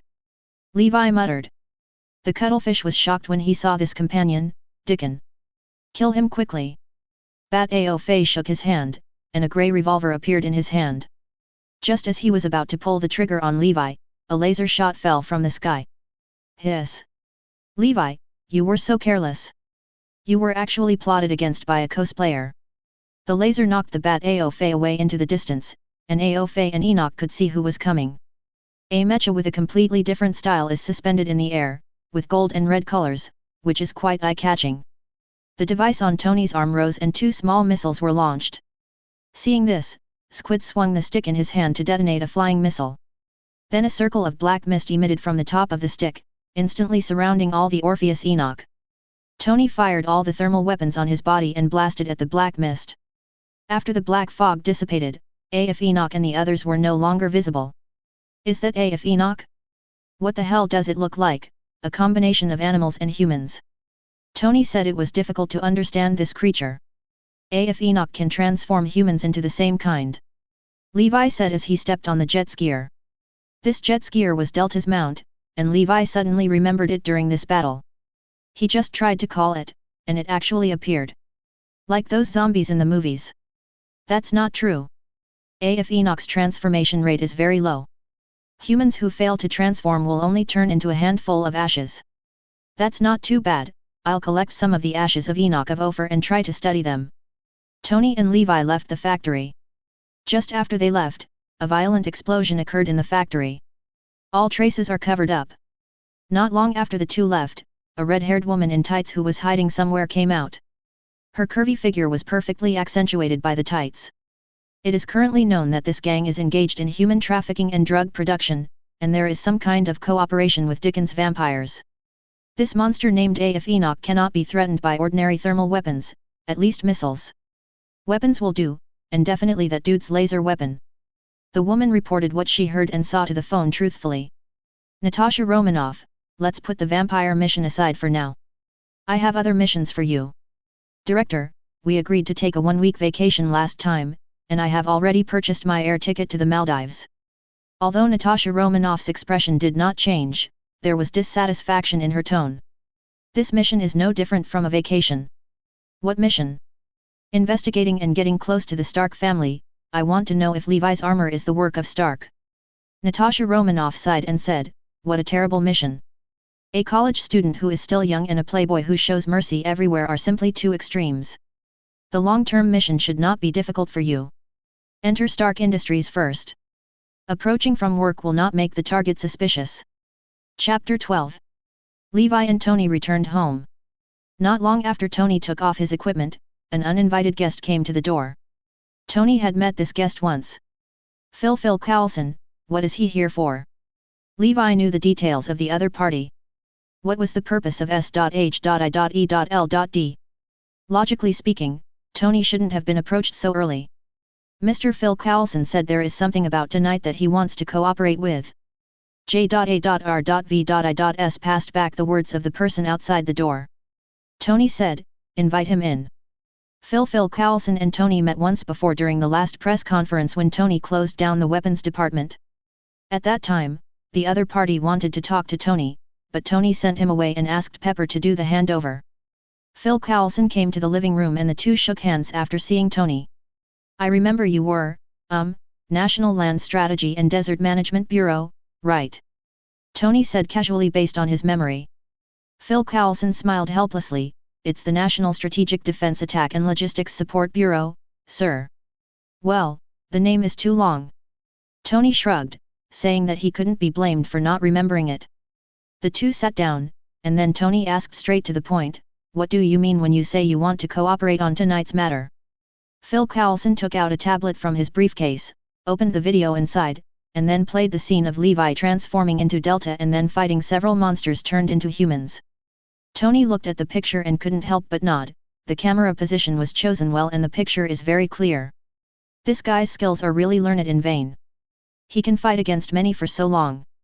Seeing that Tony's attention was not where it should be, Phil Coulson had no choice but to point out, you should have guessed what I am going to say, isn't Mr. Levi here? At this time, a voice came from behind Phil Coulson, I'm here. When Phil Coulson turned around, he saw Levi standing behind him at some point. Such elusiveness made Phil Coulson feel a chill down his spine. He, AS.H.I.E.L.D agent, was approached quietly from behind. Levi walked to the single sofa and sat down on his own, and said equally bluntly, what exactly do you want to know?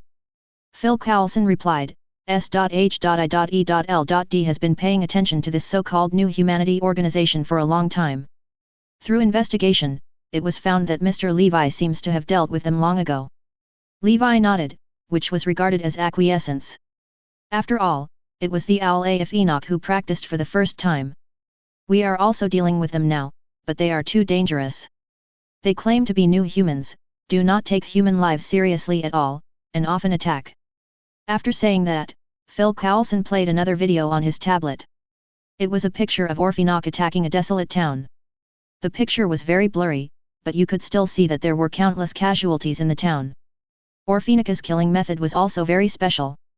Basically, he went straight to the town. Hard goes.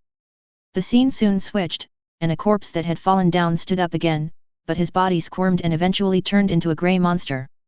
Tony frowned and said, "It's obvious that they are increasing their kind. This kind of monster is much more difficult to deal with than the terrorists in the Middle East."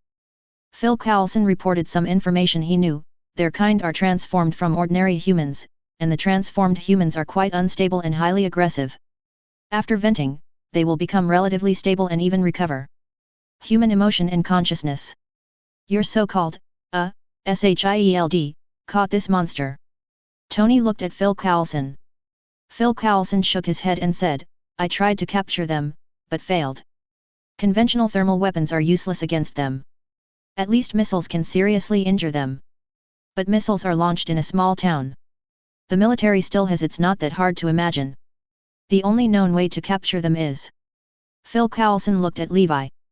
Levi and Phil Coulson looked at each other, and he already knew the purpose of the other person's trip.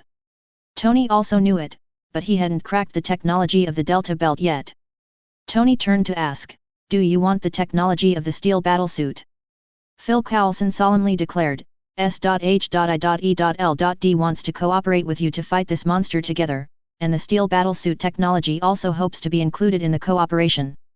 Tony refused without hesitation, "I will never give Stark's weapons technology to anyone again. It's hard for you to keep this great technology now. Many people want to take a bite out of the Stark name." Phil Coulson also wanted to persuade Tony, and S.H.I.E.L.D. can provide you with a powerful protection. "I know what you said, and I don't need anyone's protection." Tony's eyes became stern and he said domineeringly, "Stark will never bow to any force, including the military." Phil Coulson had to shut up. Levi didn't want it to end there, but said, "I think there are places where we can collaborate." "Sir, please speak." Phil Coulson had already expected Tony's rejection, but he still wanted to hear Levi's proposal. "For example, if you provide the location of AF Enoch, I will kill them." "Why?" Phil Coulson didn't think Levi would do such a thankless thing for no reason. "Tony and I are very interested in Enoch of Enoch and would like to study this creature together." Phil Coulson nodded, "I may have to go back and discuss it with my superiors." "Okay, I'll wait for your news." Phil Coulson left and Levi sent him out. After returning, Tony asked directly, "Do you want to use them to help you find those monsters?" "It's very convenient, isn't it? Sounds like you work for them." Levi looked at the suitcase in the corner and said softly, "Maybe those monsters have something to do with this belt. I saw a lot of pictures from it." Tony also noticed when he bombed AF Enoch tonight. Even his missiles could not kill those monsters, but Delta's equipment could inflict fatal damage to the opponent. This isn't quite right. His missiles and lasers are much more lethal than ordinary missiles. Unless it is that kind of energy, that is, the special particles contained in the photon blood restrain Orpheus Enoch. The origin of this belt is mysterious. Maybe I need to investigate your parents again. Only the genetic weapons you can use can restrain those monsters. Tony was actually worried that Levi would be involved in some strange incident. After all, he was the child he watched grow up.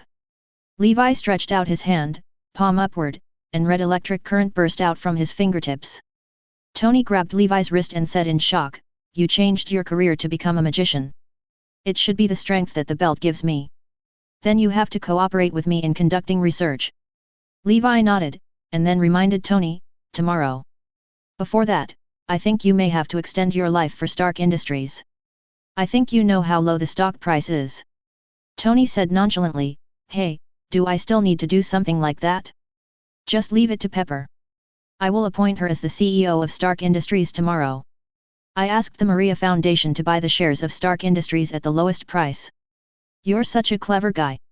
When it goes up, I'm afraid you'll become the youngest person in the history of the Forbes list." Tony walked to the bar, ready to have a drink. "Obadiah, what are you going to do about it?" Tony paused and fell silent. Obadiah's betrayal hit him so hard that he didn't even think about how to face it now. Levi also had some complicated feelings about Obadiah, who had helped him before.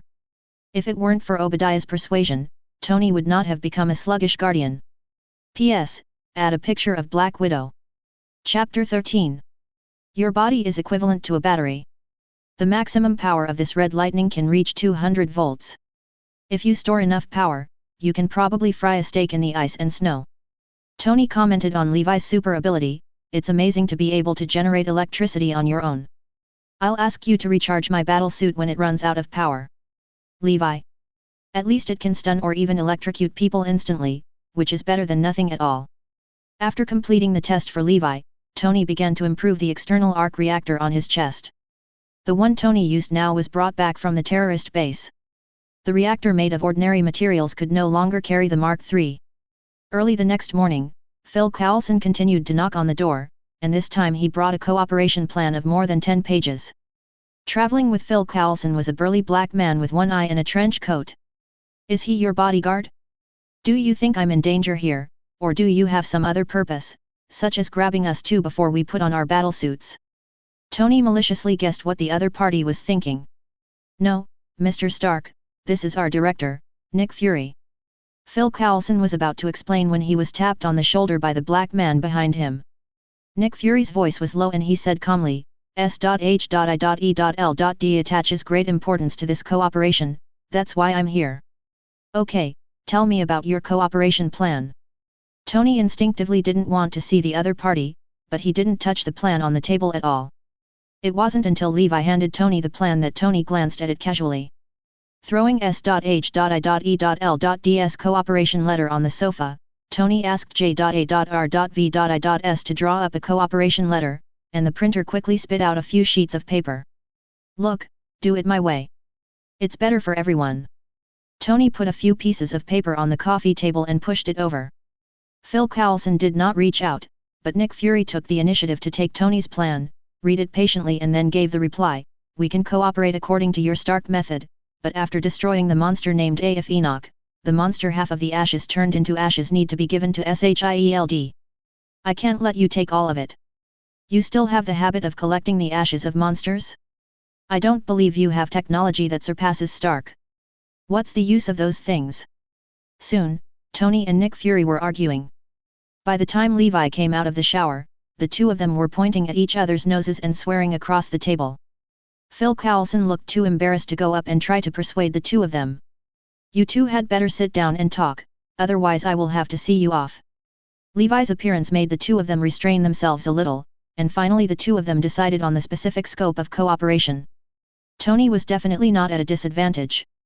Nick Fury is not the kind of person who does good deeds without leaving his name behind.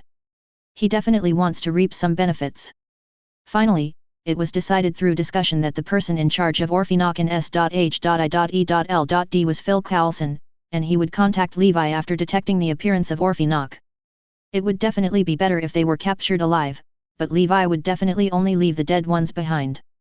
He didn't want anyone to develop a way to transform Enoch casually. The ashes of Enoch were really just ashes. Tony was protective of Levi and took the initiative to admit that the night belt and the steel battlesuit were also his works, so that Levi would not be targeted by some people. When the cooperation was reached, Levi originally thought that the other party would take some time to prepare, but he didn't expect that only a few days had passed. Before the news from SHIELD arrived, Tony's mission arrived first. "Levi, go to Hell's Kitchen. There's an Irish pub there that's being attacked by monsters." Levi, who was still at school, was stunned when he received Tony's call. "Isn't it that the daylilies are cold now?" Although his place is not far from Hell's Kitchen, it still takes about 20 minutes by car.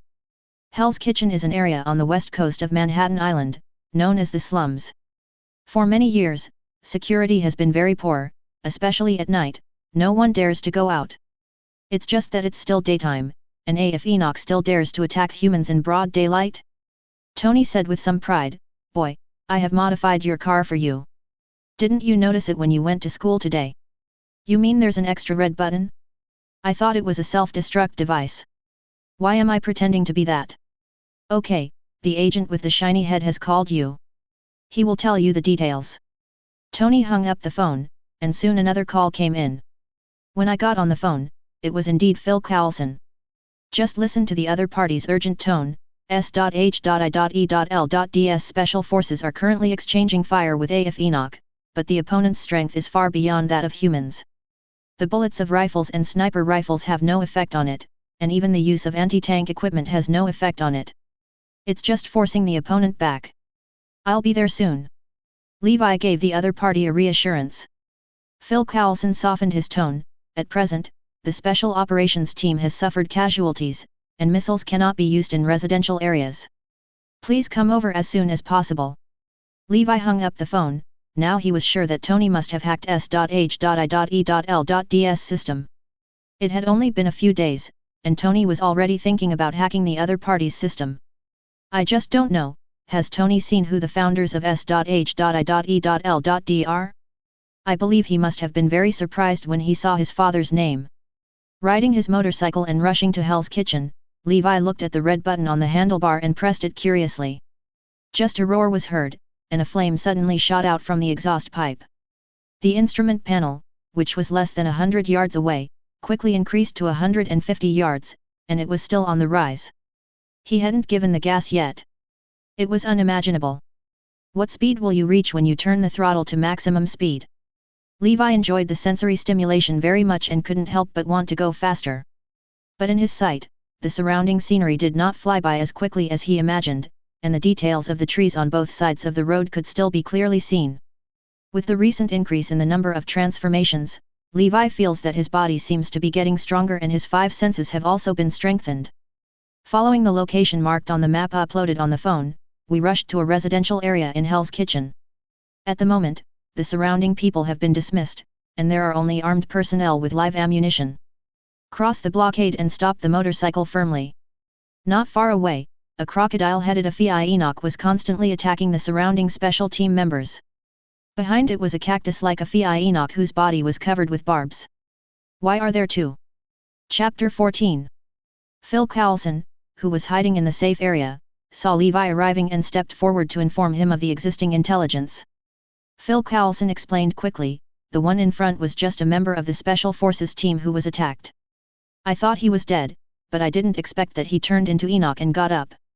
Before Phil Coulson could finish speaking, he was suddenly slapped away by Levi.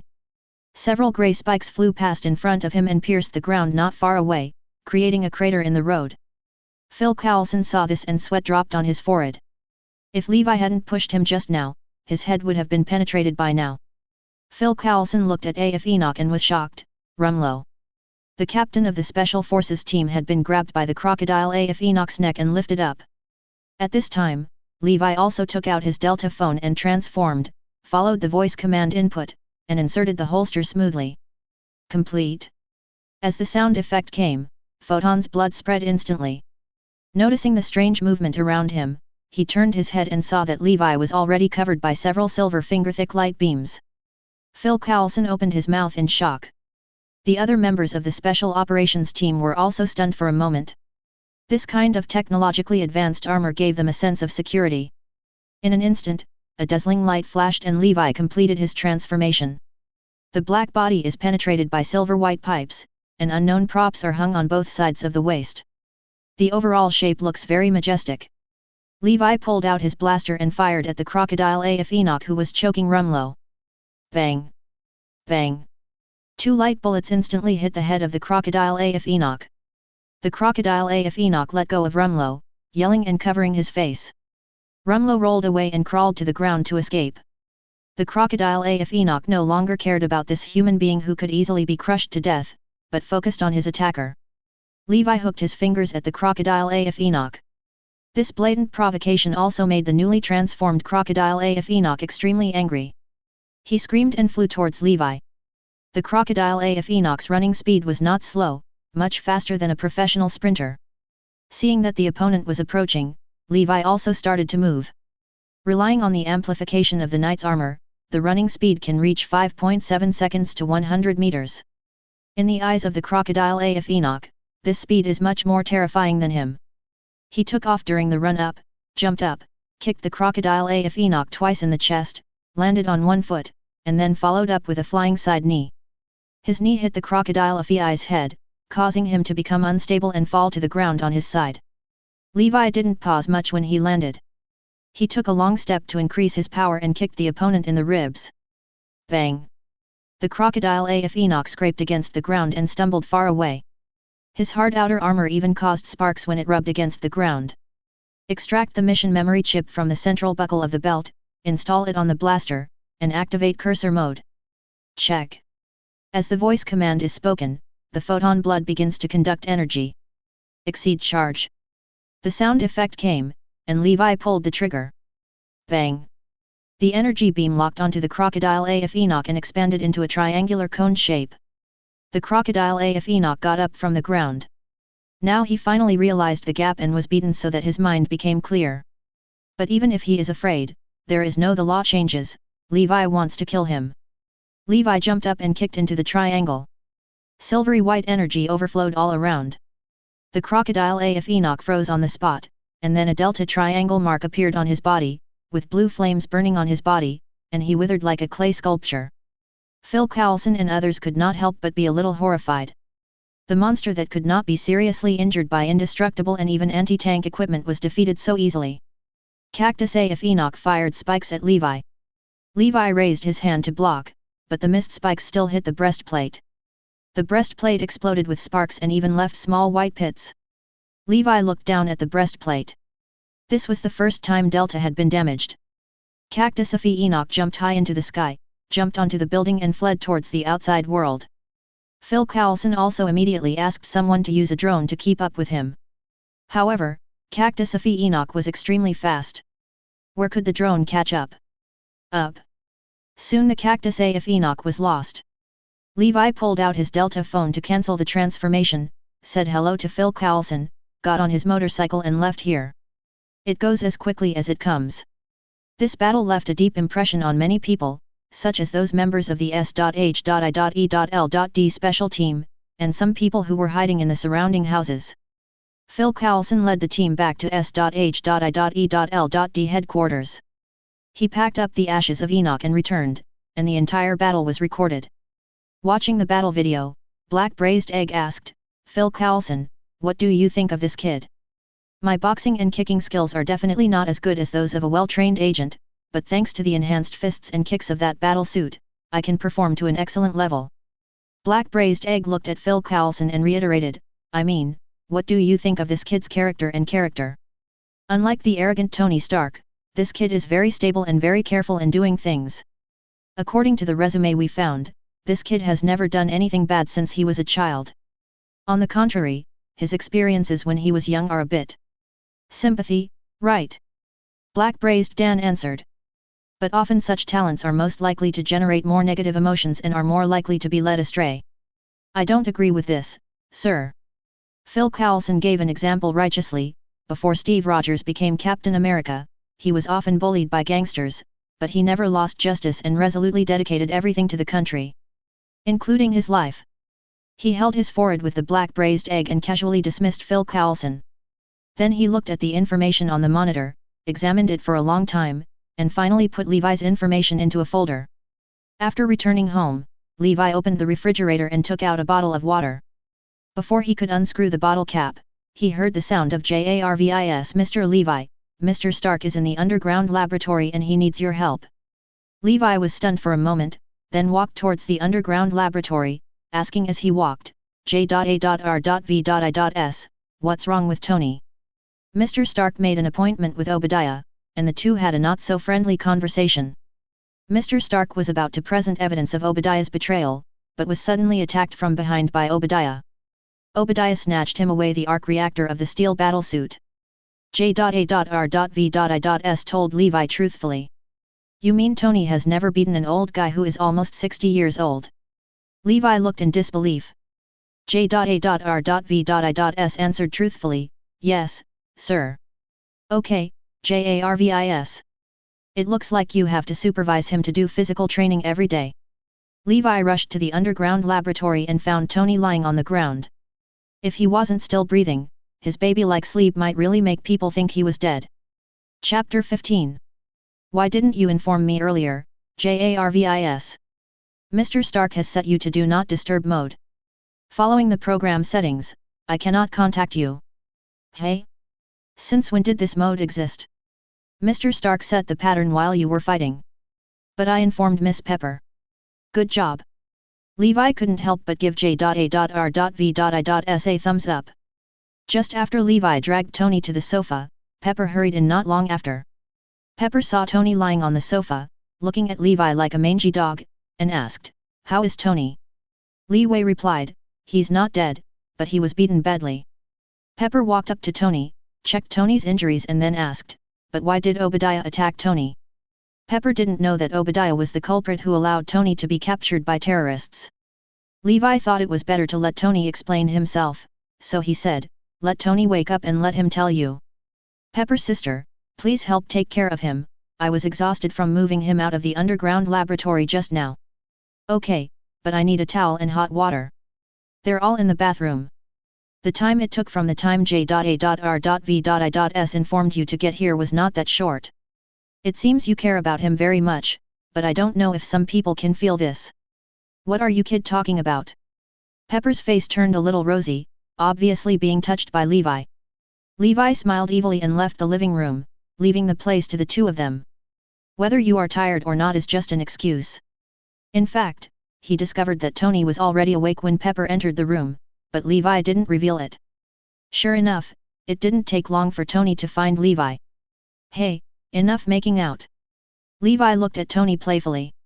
Tony had no time to play around with Levi now, and said bluntly, Obadiah has been found. He is in a factory owned by Stark, and the arc reactor is also there. If you hadn't been soft-hearted, Obadiah would have been picking up soap in prison now. Levi asked helplessly, so, what are we going to do now? Tony said matter-of-factly, definitely send this old guy to jail. Levi picked up the suitcase on the desk in the bedroom and prepared to leave with Tony. I thought you wanted to kill him.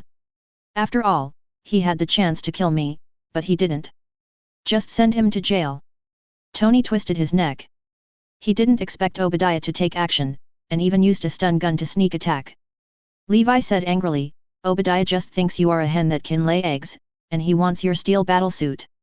It's just that you have been too protective, which also made him completely lose his patience, so today I just seized the opportunity to break up with him. If we don't arrest him quickly, your position as chairman of Stark Industries will be changed tomorrow, and you won't be able to keep your steel battlesuit. I definitely know, that's why I let you come with me. Nick Fury just sent me a piece of information. The Mark 1S.H.I.E.L.D that I broke up with the terrorists in Afghanistan has found their location. Obadiah's place. I'm afraid he has successfully copied the Mark 1 after he collected it. Now it just lacks powerful energy, so he came here today to steal the arc reactor. You made other reactors. That collection brought back from Afghanistan is still usable. The two quickly arrived at the garage. Tony installed the simple reactor brought back from Afghanistan on the Mark III, then put on his battlesuit and prepared to compete with Obadiah. When Pepper saw Tony and Levi getting ready to set off, all she could say was, be careful on the road, Tony. I will.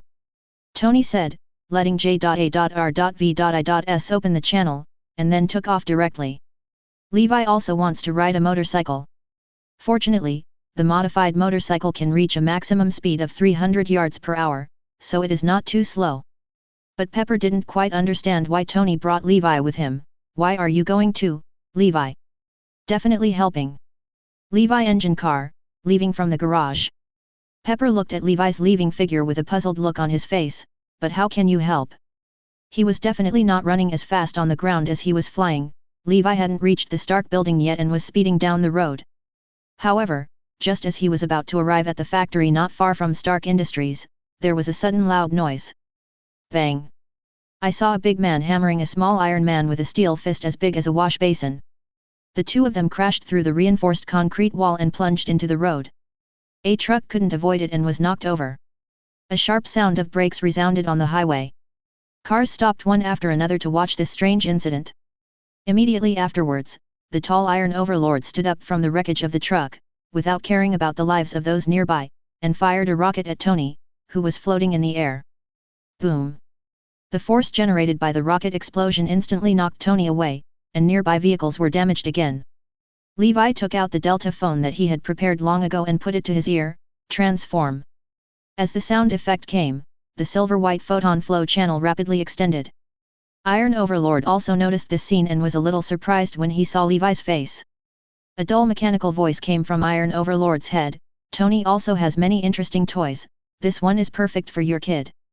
What if I made this myself? Levi looked up at Iron Overlord.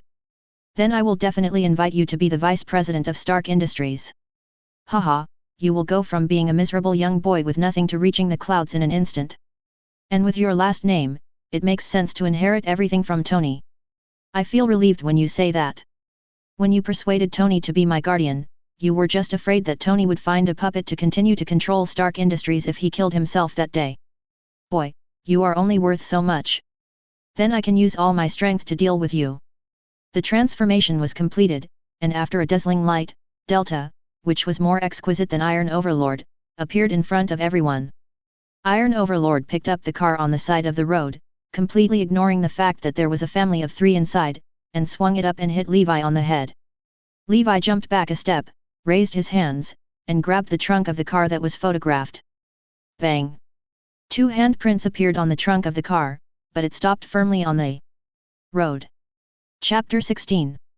Levi took a step back, pressed hard with both hands to knock the trunk of the car to the ground, and then quickly stepped on the car and sprinted. He flew up and kicked Iron Overlord's helmet, causing Iron Overlord's head to dent. Then he pulled out his blaster and started shooting at Iron Overlord's body. With a crack sound, Iron Overlord's arm was broken, and there were red traces of high temperature on the broken area. At this time, Tony also flew over, and output a small amount of energy into the energy port on his chest. In an instant, a thick energy cannon hit Iron Overlord and knocked him down. Obadiah, what have you done? Tony didn't expect that the other party would be so crazy and not even care about the lives of the people around him. Tony! Obadiah roared heartbreakingly, aiming his other arm at Tony, and bullets poured out in an instant. Dang dang dang, the bullet hit Tony's steel battlesuit and made a crisp sound, leaving only small white dots on the steel battlesuit. Upon seeing this, Levi took out the memory chip from the buckle and filled it with the blaster. As he pulled the trigger, the triangular cone-shaped energy shield instantly locked onto Iron Overlord. Get out of the way, Tony! Energy filling. Li Wei took a few steps and then jumped up high, aiming at King Iron Du and kicking him. Hiss! Fallen Angel's hammer. The light shone and penetrated Iron Overlord in the blink of an eye, leaving a circular gap in Iron Overlord's chest, and the arc reactor on his chest was also worn away. Levi appeared crouching behind Iron Overlord, and as the blue Delta logo lit up on Iron Overlord's body, Iron Overlord exploded. And Obadiah doesn't know life or death. Tony looked at the exploding Iron Overlord and was stunned for a moment. Then he frantically searched for Obadiah, but there was only a charred corpse under the wreckage. Until the sound of people taking pictures around him started, Tony called Levi to leave. Tony had no idea about Levi's decision to get rid of Obadiah on his own, but felt that it might be the right thing to do. After all, there were people nearby, and Obadiah didn't care about the lives of those people at all. If there were casualties as the battle continued, he would regret it even more. This time a fight broke out on the road, and it obviously needed an explanation. The next day, in the afternoon, Tony held a press conference again.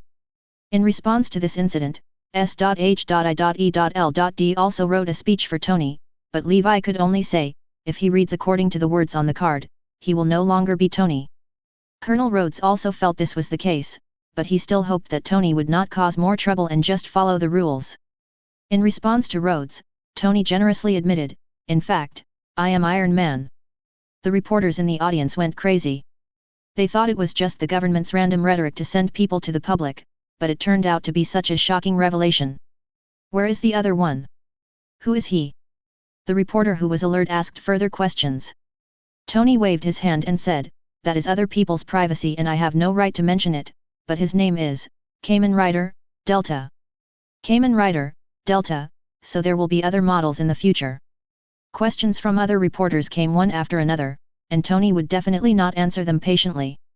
This day is destined to be spent in breaking news, and the public knows about 2 public superheroes. Both TV news and newspapers are scrambling to report on it. That night, Tony returned to his residence. In the dim living room, a figure loomed. Who? It's me, Nick Fury. Nick Fury walked to the moonlight. You've almost become one with the darkness. What's the matter with you here? Just one thing, a new plan. What? You're not the only superhero, you're already one of us, you just don't know it yet. I definitely know, and Levi, or Captain America. You have peeked at a lot of S.H.I.E.L.D.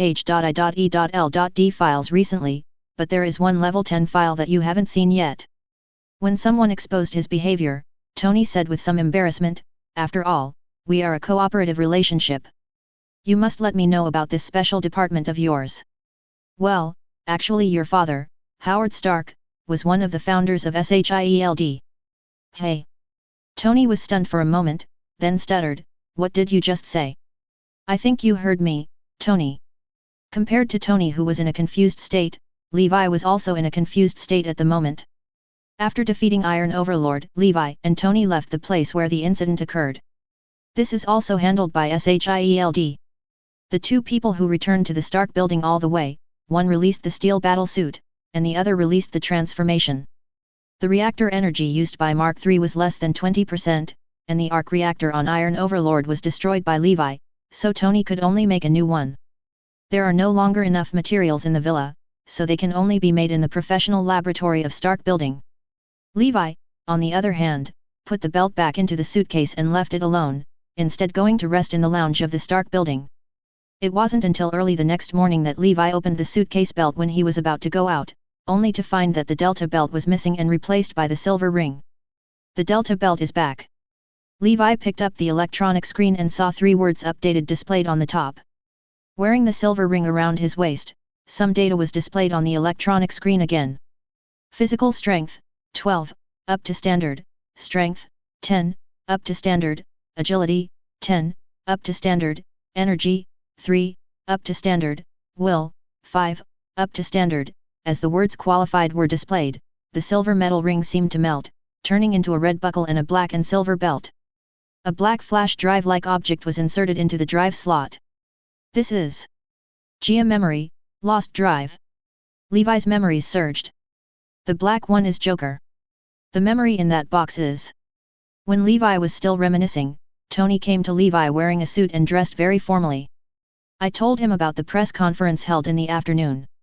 Levi will accompany Pepper at the press conference venue, but there is a high probability that he will not need to go on stage. So there was the scene where Tony admitted that he was Iron Man, and by the way, Levi's superhero code name was announced, but Levi's true identity was hidden.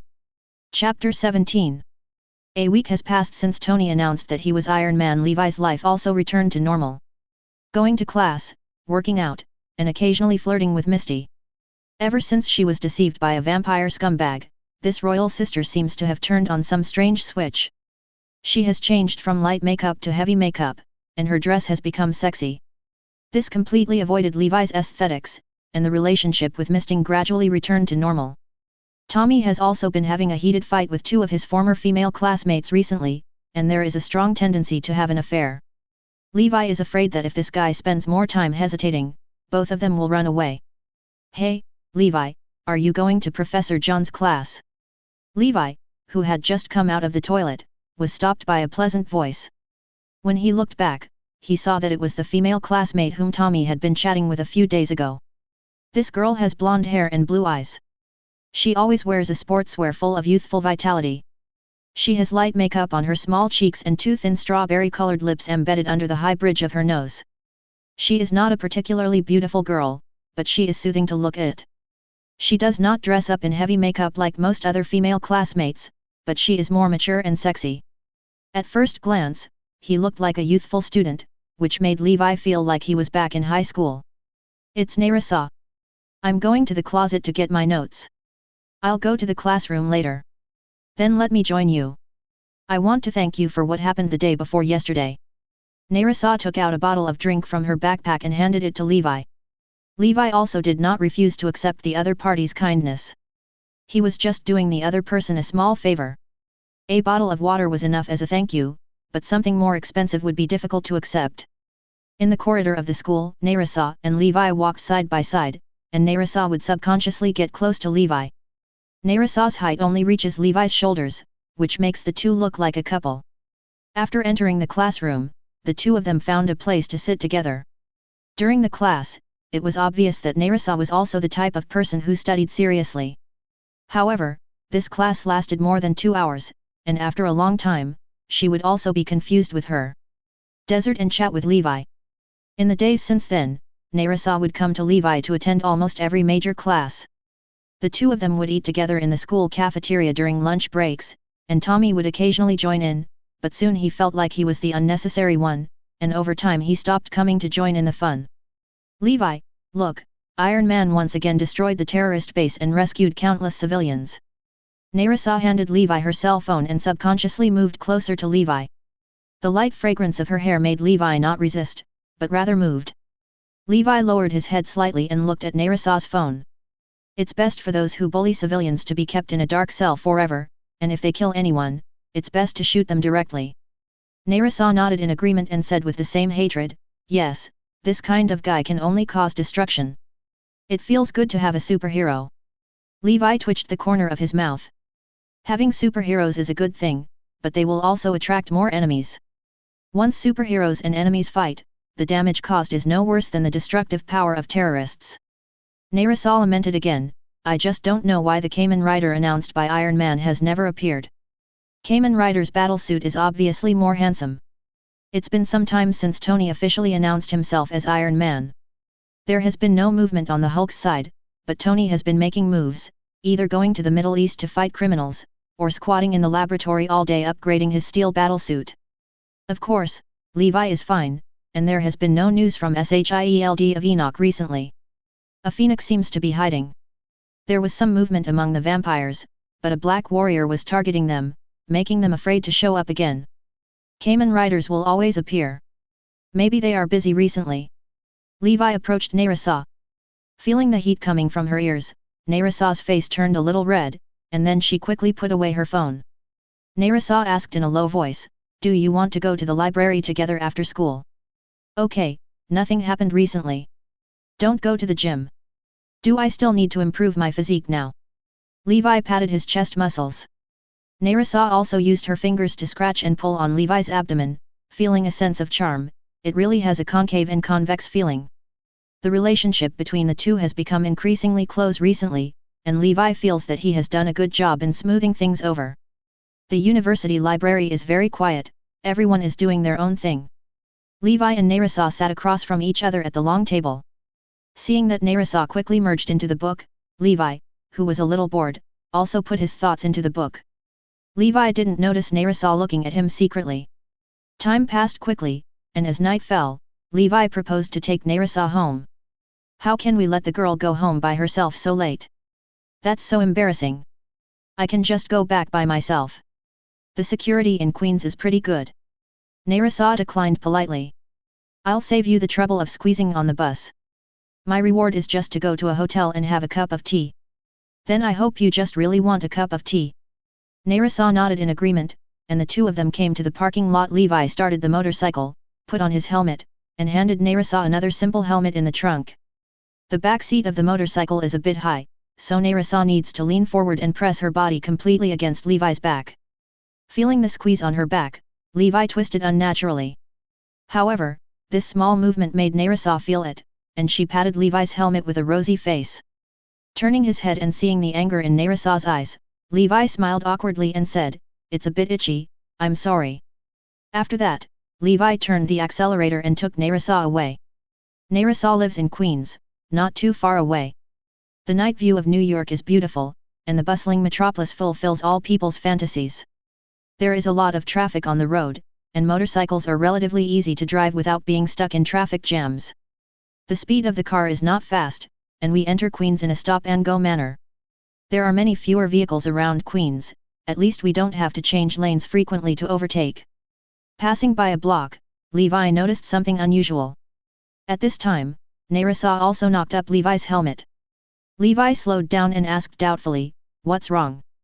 "There is a car behind us that seems to have been following us." Nerissa replied. Levi nodded, he also noticed it, looked in the rearview mirror, and then increased his speed. His speed increased, and the speed of the vehicles behind him also increased a lot. Seeing this situation, Levi took the initiative and rushed into a small alley. He found out. The plan begins. The vehicle originally following Levi stopped at the entrance of the alley. Levi thought he had gotten rid of his pursuer, but before he could get far, there was a restless roar behind him. Looking through the rearview mirror, I saw a motorcycle rushing over at full power. Levi wanted to press the red button to speed up, but the man in the rearview mirror pulled out a submachine gun and pointed it at him.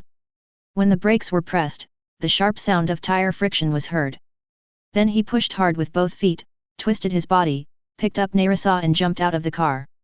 While jumping out of the car, gunshots rang out continuously. Chapter 18. Are you okay? Although Levi used his body to make a flesh pad for Nerissa, her condition still seemed not to be good. Nerissa looked at Levi with a blank expression.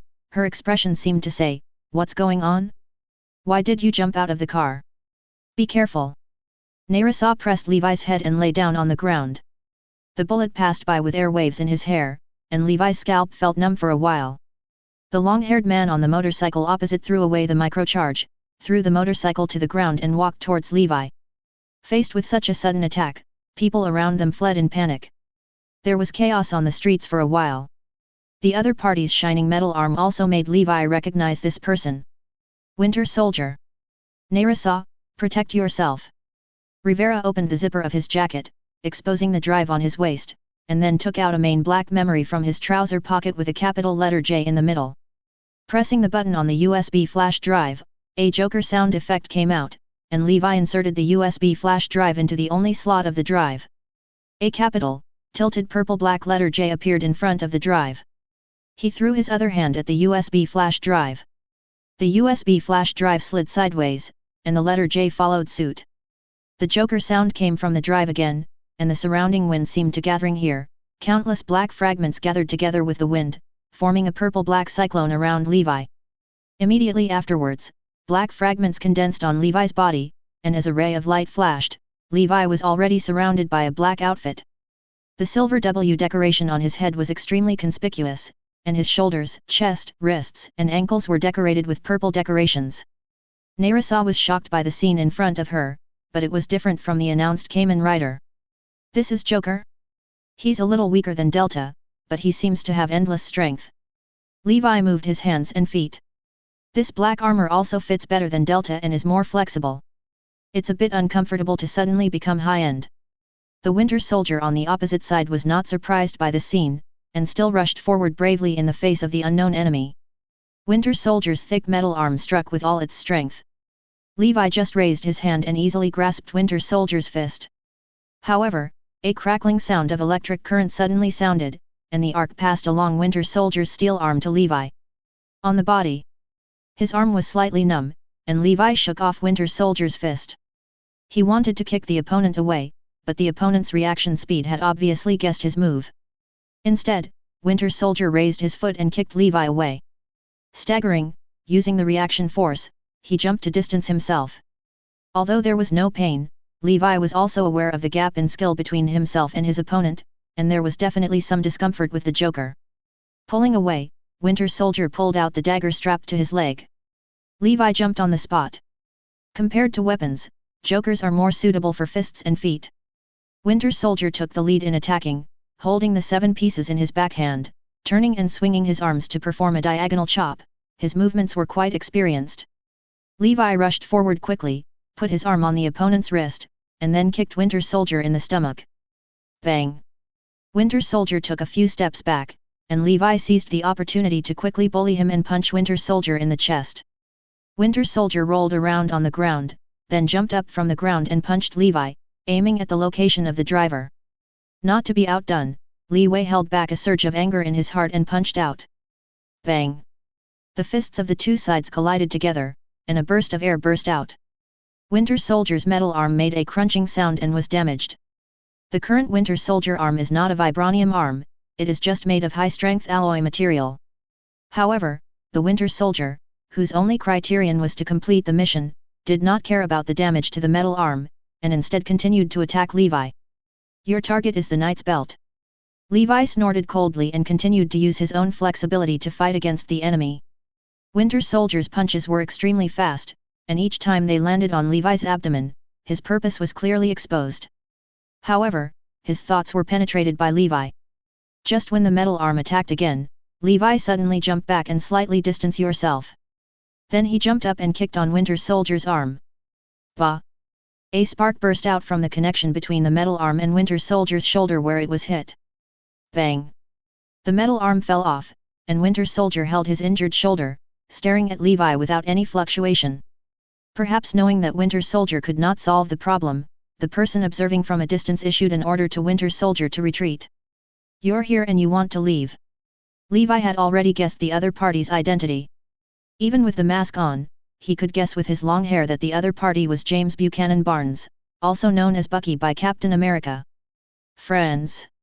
Levi jumped up, more than 50 meters away, directly blocking Winter Soldier's path, and kicked him directly in the chest, knocking him back. The movements were completed in one go, but after repelling the Winter Soldier, Levi made no other movements. Instead, he turned his head to a building on the side. There was a man in black carrying a rocket launcher, already aiming at him. As the rocket launcher was launched, a rocket flew towards him with tail inflammation. Levi leaned back, stepped on the surface of the rocket with the soles of his feet, and pushed it into the sky. The rocket flew into the air and exploded. If it weren't for Joker's ability increase, this action wouldn't be possible at all. The other side was also well prepared. The helicopter hovering at high altitude lowered its height, and two well-equipped soldiers came out from the rear side door and started firing with light machine guns. Li Wei said coldly, "Keep them all." Levi pulled out the memory from the drive and inserted it into the waist measurement slot. As the sound effect Joker Maximum Drive came out, the energy of the memory was concentrated on the feet. Rider kick. Levi jumped up and headed straight for the helicopter with his powerful jumping power. The right foot gathered the flame-like purple energy and instantly penetrated the helicopter. As the helicopter exploded, Levi broke through the flames and landed on the ground. There were finally no other enemies within the range of his perception. Levi walked towards Winter Soldier, who was already unsteady on his feet. He clenched his hands and waved his arms down, knocking Winter Soldier unconscious. HYDRA's handiwork is not small, both Winter Soldier and helicopter. Levi thought in his mind. After releasing the transformation, Levi walked towards Nerissa, who was already stunned. "It seems I can only send you here today." Nerissa looked a little panicked and replied, "No, it's okay.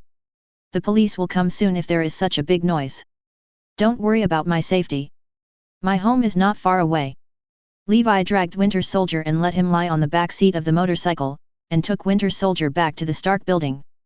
This guy had a grudge against Tony for killing his father and mother, and Tony's father was Levi's uncle, so Levi had no reason to let this guy go. It's not economical to kill Winter Soldier casually, he still has a lot of value. Chapter 19. Boom. Levi knocked on the door of the laboratory, shouting, "Tony! Tony! Look, I brought you a gift." The door to the laboratory opened, and Tony glanced at Levi, then looked down at the man being dragged along by one of Levi's legs. Tony's eyes twitched unconsciously, and he said in disbelief, "Why is your gift a sloppy man, and he even lost an arm?" Levi loosened his grip on Winter Soldier's leg. "This guy attacked me. You know, I finally agreed to send a lady home." Tony's eyes lit up when he heard this. "Oh, this is really a big deal. Tell me what kind of woman she is." The two of them didn't take Winter Soldier seriously at all, and Tony also knew that this guy was asking for trouble by attacking Levi. There was nothing new about this, he himself had been attacked by terrorists, but Tony was more interested in Levi finally having a girlfriend. Tony really wanted to know what kind of girls were more interested in Levi's sexual fetishes. "That's a different girl. She's not like those Rouge fans who pretend to be mature." Tony asked enthusiastically, "A guy as frigid as you can actually find a girl he likes. How did he meet her?" "I just helped her pack up the broken experimental equipment, and then we became more and more familiar with her. It's completely imaginary, a very ordinary start. Then you go to class together, watch movies together after school, go to the library to read books, etc., right? This girl took the initiative to find you." Levi had a dark look on his face. Why did he let things take their course so naturally? Tony said it was like a bad street. Tony knew he was right just by looking at Levi's expression. "It's a very ordinary college life, but you have to know what's extraordinary about you. Just like today's attack, don't bring danger to others." Tony pointed to the strange man on the ground. "Tell me who this homeless man is. What's going on?" Levi told Tony what happened in detail. Tony was silent for a while, and then said, "We are both the same. Without this battle suit, our combat effectiveness will be the same as ordinary people. I can definitely rely on it. I'll deal with it with my wisdom, and you can also rely on your power bank. But today is really dangerous, and you almost died." Levi was a little scared when he recalled what happened today. Tony temporarily put aside the other thoughts that came to his mind and asked instead, did he bring his metal arm back? It's in the trunk of the motorcycle. I'll get it. Levi took the elevator downstairs to get Winter Soldier's iron arm. When Levi came back, he was shocked by the scene in the laboratory. The laboratory was a mess. Tony had already put on a steel battle suit, and Winter Soldier was lying on the ruins of a crushed table. Is this guy awake? Levi exclaimed in shock. Tony took off his mask and said solemnly, yes, the fighting ability is amazing. And just now I asked J.A.R.V.I.S to find the opponent's identity, and found out a surprising message through his face. James Barnes, member of the Howling Commandos, comrade of Captain America. Levi said he was not surprised. Tony was used to Levi's lack of cooperation. When I said I was surprised, shouldn't you have asked me what the news was? Levi looked as if he should take it for granted. My brother, have you never been to the Captain America Memorial Hall? I have organized visits to every school I went to. Tony shrugged, you know I never participate in boring school activities like that. Levi waved the metal arm he had been holding, this is it. Tony took off the steel battle suit, let's change the laboratory. It's best to tie this guy up first. This place is a mess and cannot be used anymore. There are many various laboratories in the Stark building, and there is no shortage of this one. Changing to another laboratory, Levi found a chain and tied up Winter Soldier. In fact, he had been thinking about how to tell Tony that this guy was his enemy who killed his father and his mother. But what should you say? Just tell Tony that he killed your parents? If so, Tony asked himself how he knew the news, and how should he answer? Levi had no direct evidence. Winter Soldier definitely cannot be put back, nor can he even be handed over to SHIELD. Once handed over to S.H.I.E.L.D, it will be nothing more than letting the tiger go home. After all, it is called S.H.I.E.L.D externally and Snake and Shield internally. Levi had a bold idea in his mind. Maybe he could mention it to Tony at some point. As long as Tony is willing to do it, this thing is very easy to implement. Tony was studying Winter Soldier's arm slowly, and he had roughly cracked the arm in just one morning. After all, it's still Earth's technology, so this can't be a problem for Tony. To put it simply, this robotic arm can emit electromagnetic waves that interfere with instruments, the palm of the hand can discharge electricity, and can even be programmed for remote control. The main thing is the shield and projection technology. This technology. Tony frowned. He frowned. I've seen this technology in S.H.I.E.L.D.'s information. Tony instinctively felt that S.H.I.E.L.D might be hiding something, so he changed the subject. It might be S.H.I.E.L.D's stolen technology. Levi didn't believe in any stolen technology, and said directly, what if it comes from the internal contradictions of SHIELD? Some people are willing to be friends with us, but some people want to take away our technology. Perhaps it would be more appropriate to ask about the black braised egg. As soon as Tony finished speaking, Nick Fury's voice came from behind the two of them. It's not good to talk about others behind their backs, especially their skin color. Nick Fury didn't know when he was standing at the door of the laboratory. Is it okay if you eavesdrop like this? Tony asked. Nick Fury walked in, his eyes locked on Winter Soldier's face. This Bucky Barnes can be said to be famous, but how does he maintain his ageless appearance? Could it be that he was injected with that medicine just like himself? Nick Fury's heart sank. It would be really interesting if he used the unlimited serum to slow down the aging of his body like himself. It's not good, but I need to understand the situation. Nick Fury looked at Levi, wanting Levi to explain. His goal was my drive, and he tried to steal it more than once during the battle. Levi explained roughly. Nick Fury said, your information has always been set to level 8. Generally speaking, no one can find you. To the outside world, you are still an ordinary college student. Nick Fury said there was no issue with Levi's identity being exposed. Perhaps you are not of the same mind, and there are things you don't know. For example, Bucky Barnes, who was born in 1917 and is Captain America's best friend, has an ageless appearance. Tony pointed at Bucky and said. Levi would not let Nick Fury take people away anyway, and simply said, now I don't trust you SHIELD. The old man's eyes were distracted when fighting, but his skills were vigorous and resolute without any hesitation. He should have been brainwashed or controlled. Nick Fury actually had some suspicions in his mind. How could he not notice something strange after working in S.H.I.E.L.D for so many years? Then his eyes turned to Tony. Is there any way? If it's a normal brainwashing or hypnotic ability method, his brain can be restored as long as it is stimulated, but this is the first time I have done this. Before that, his body needs to be checked. This guy should be transformed people. Most people don't just install a high-tech metal arm casually. Tony quickly planned how to deal with Winter Soldier. Next. Chapter 20. After a series of examinations of Winter Soldier's body, Tony determined that Winter Soldier's brainwashing was not the imaginary psychological suggestion, but the mind controller in Winter Soldier's mind. I can't do this kind of surgery that requires brain nerves. It must be a doctor with outstanding abilities. Tony shook his head when he saw this kind of thing. Violence cannot be dismantled. Even if it is dismantled, Winter Soldier will either become a fool or a vegetable. Such a Winter Soldier has no meaning at all. Nick Fury waved his hand. I'll find a way. Are you sure that all he needs to do is remove the things in his head, right? But Tony said, actually, there is a way to temporarily restore his memory, but you need to find someone or something familiar with him. This is a bit difficult, it is better to open his brain directly. After all, most of the people Winter Soldier knew were dead.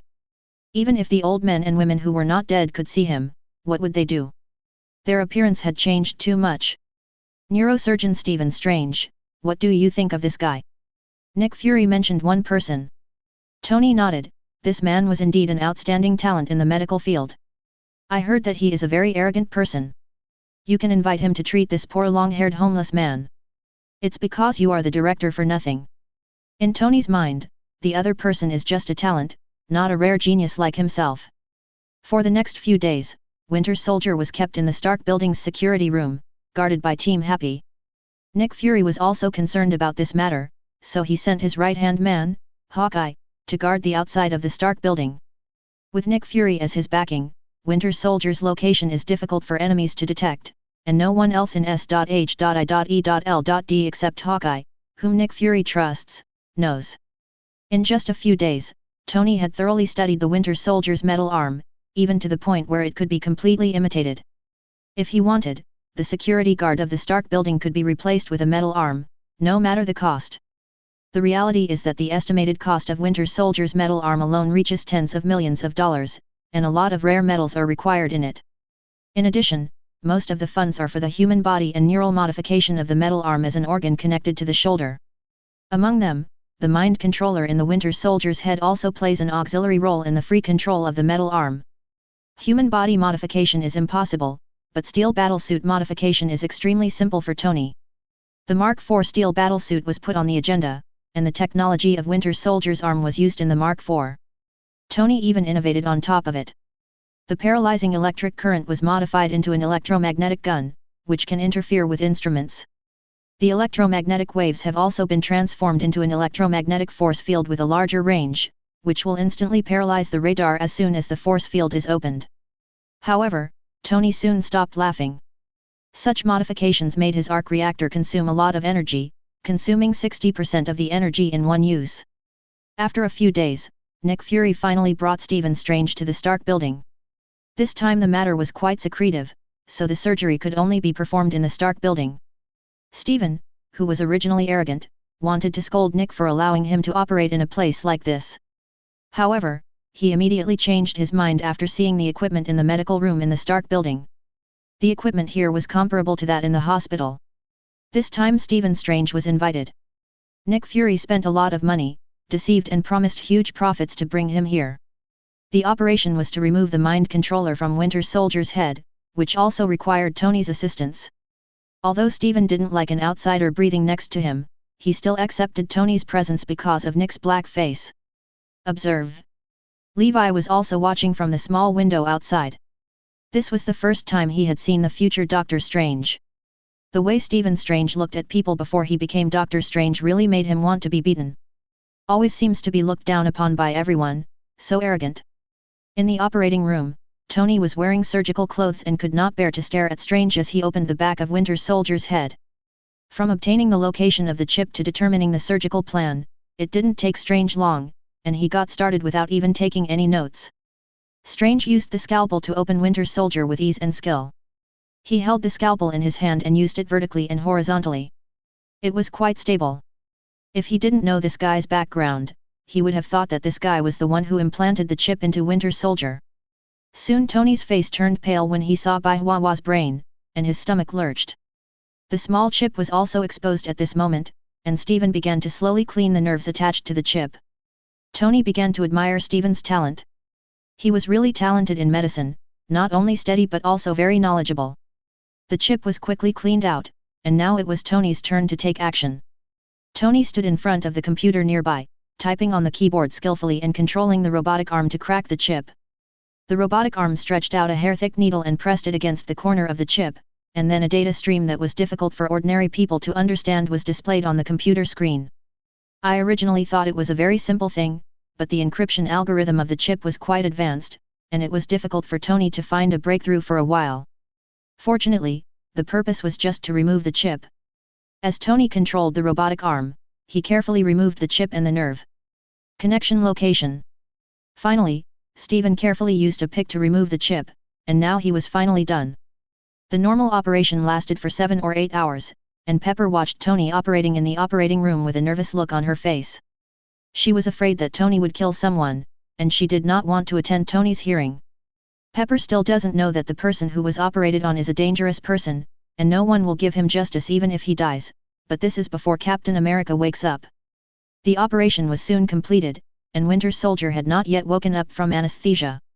Tony couldn't wait to take the removed chip into the laboratory and start to crack the chip. He discovered something interesting when he cracked the chip in the operating room just now. A few days later, Winter Soldier regained consciousness, and Nick Fury immediately interrogated Winter Soldier. However, Winter Soldier's memory after falling off the cliff was very vague, and he could only vaguely remember some things. Even so, the information provided by Winter Soldier also made Nick Fury the harvest is enough. The chip provided by Dr. Zola of HYDRA, the Winter Soldier project led by HYDRA codenamed Baron, this alone can confirm that HYDRA still exists in the world, and there may even be HYDRA spies in SHIELD, which has taken over most of HYDRA's scientists. Braised egg, you have a big burden on you. Levi looked at Nick Fury, who was already dark-faced, playfully. Nick Fury had a cold face and sneered at the cynicism of this kid who had not graduated from college. FK, if you keep saying that damn name, do you believe I will let the agent secretly correct your exam papers? Okay, I believe you when you say you revised my graduation thesis secretly. After all, it seems like you can do it. Nick Fury was in a bad mood after learning that HYDRA still existed. Especially now that there may still be spies within S.H.I.E.L.D, and their positions may not be low. Nick Fury wants to pull Peggy Carter up and ask her why she wanted to recruit the remnants of HYDRA to join in the first place. In Levi's view, it is not too late for S.H.I.E.L.D to innovate and eliminate those HYDRA agents from now on. A few years are enough. Chapter 21. Winter Soldier was still recovering, so Levi naturally went to class, but this time in addition to going to school, he also found a martial arts gym. His skills really need to be improved. In the past, when using the Delta Belt, I could rely on equipment to defeat enemies without requiring complicated skills. Now, Joker relies on skills to defeat enemies, and his skills need to be strengthened. Do you still want to go to the martial arts gym? Nerissa originally wanted to invite Levi to the library. Levi refused. Improving your skills now will be beneficial in the future. After all, Kamen Rider also relies heavily on his skills. Then can I go and have a look? My impression of the martial arts gym is still in the movies. Nerissa raised her little face full of expectation, and her bright eyes, white teeth, and red lips came into view. Levi nodded in agreement. The attacks in the past few days did not make Nerissa distance herself from Levi. Instead, she called with great concern to ask if something had happened to Levi and why he didn't come to school. Levi had no choice but to say that he had been dealing with the sneak attacker with Iron Man recently and investigating who sent him. When Nerissa heard what Levi said, she felt relieved and talked with Levi on the phone for 2 hours. The martial arts gym is located in the commercial street of Manhattan. The fact that the martial arts gym can be opened in the bustling commercial street of Manhattan is enough to illustrate the methods of this gym owner. There are many disciples in the martial arts gym, more than 20 of them. It is said that the owner of the gym is the disciple of Bruce Lee, the founder of Jeet Kune Do. So the martial arts school naturally teaches Jeet Kune Do. The reason why Levi came here was because of Happy's introduction. Happy was friends with the senior brother here. Levi had been listening to Happy brag for a long time, and now he wanted to improve his fighting skills, so he naturally came here. Levi also joined the free fighting club in high school. At that time, he relied solely on the physical education teacher and learned very little. This Jeet Kune Do dojo is quite modern. Most of the ground is covered with soft pads to prevent injuries. There are also a lot of fitness equipment in some corner areas. There is a small arena in the center of the dojo. It is a working day, and there are not many apprentices in the martial arts hall. There is only one cleaner working conscientiously. "Hello, master." Levi greeted the only man here wearing martial arts uniform. "You must be the young man introduced by Happy." The man recalled the phone call from his friend in the morning. "Yes, my name is Levi Stark. I am the master on duty at the martial arts school today, Ed." Edwin is a tall white man in his 30s with a burly build. In comparison, Levi looks much thinner, that is, he is about the same height as the other person. As a newcomer who came in through the back door, Levi's first lesson was the core concepts of Jeet Kune Do taught by his master. Fortunately, it didn't last long, just 10 or 20 minutes. After understanding the core concepts of Jeet Kune Do, Edwin asked this new student, who had some foundation, to practice in the ring to see how Levi's foundation was. Jeet Kune Do is an all-round free fighting technique that integrates the essence of various martial arts in the world. The master also allowed Levi to use various means to attack. Edwin saluted first. Levi thought he would just start fighting, but after seeing the other person salute, he quickly returned the salute. The two distanced themselves. The white master showed his hands in a standard horse stance, with his body in a relaxed posture. Levi was also unambiguous, throwing out a tentative punch with rapid movements. Edwin slid sideways and leaned back slightly to avoid Levi's attack. Seeing this, Levi raised his leg and kicked forward, but Edwin took a step back and barely managed to avoid it. Levi turned around and kicked back. This time Edwin finally took action and slapped Levi's calf, causing Levi's attack to fail again. The two stood still again, looking directly into each other's eyes. After taking a breather, this time Edwin took the initiative and kicked Levi's lower body with a lower kick. Levi tapped his feet and jumped forward, and his fist went straight to the opponent's door. Snapped. Edwin caught Levi's fist with his palm, and Levi used 80% of his strength in this punch. Edwin stepped back repeatedly, and he felt pain in his palm. He also had some changes in this young man. His strength was surprisingly strong. Judging from his figure, he must be someone who insists on exercising. Levi landed on the ground, stood firm on one leg, and raised the other leg high to receive a horizontal kick. Edwin bent his arms to protect his head, blocking Levi's upper kick. However, he still underestimated the kick and staggered even though he caught it. Edwin was worthy of being a master. As his body staggered backwards, he immediately squatted down and kicked Levi's leg with his sweeping legs, knocking Levi down. Levi rolled around on the ground. He wanted to stand up, but Edwin, who got up faster, leaned over and punched Levi in the face. "You have good strength, probably because you exercise regularly. You have some foundation in skills but are very immature. The martial arts school has accepted you." Ed pulled my way up and spoke with appreciation. "Then I'll ask for your advice from now on." Ed showed the Rolex on his wrist and said, "Oh, I might not be able to do it today, I'm about to get off work." "Okay, let's take our leave now." Looking at the backs of Levi and Narisa leaving and the slowly closing door of the dojo, Edwin showed a painful expression on his face, waving his hands and stamping his feet. "It hurts me to death. Ouch. What does this kid do?" When the cleaning lady saw this, she stood in the corner and pretended not to hear anything. On the other side, after leaving the dojo, Levi sent Narisa home.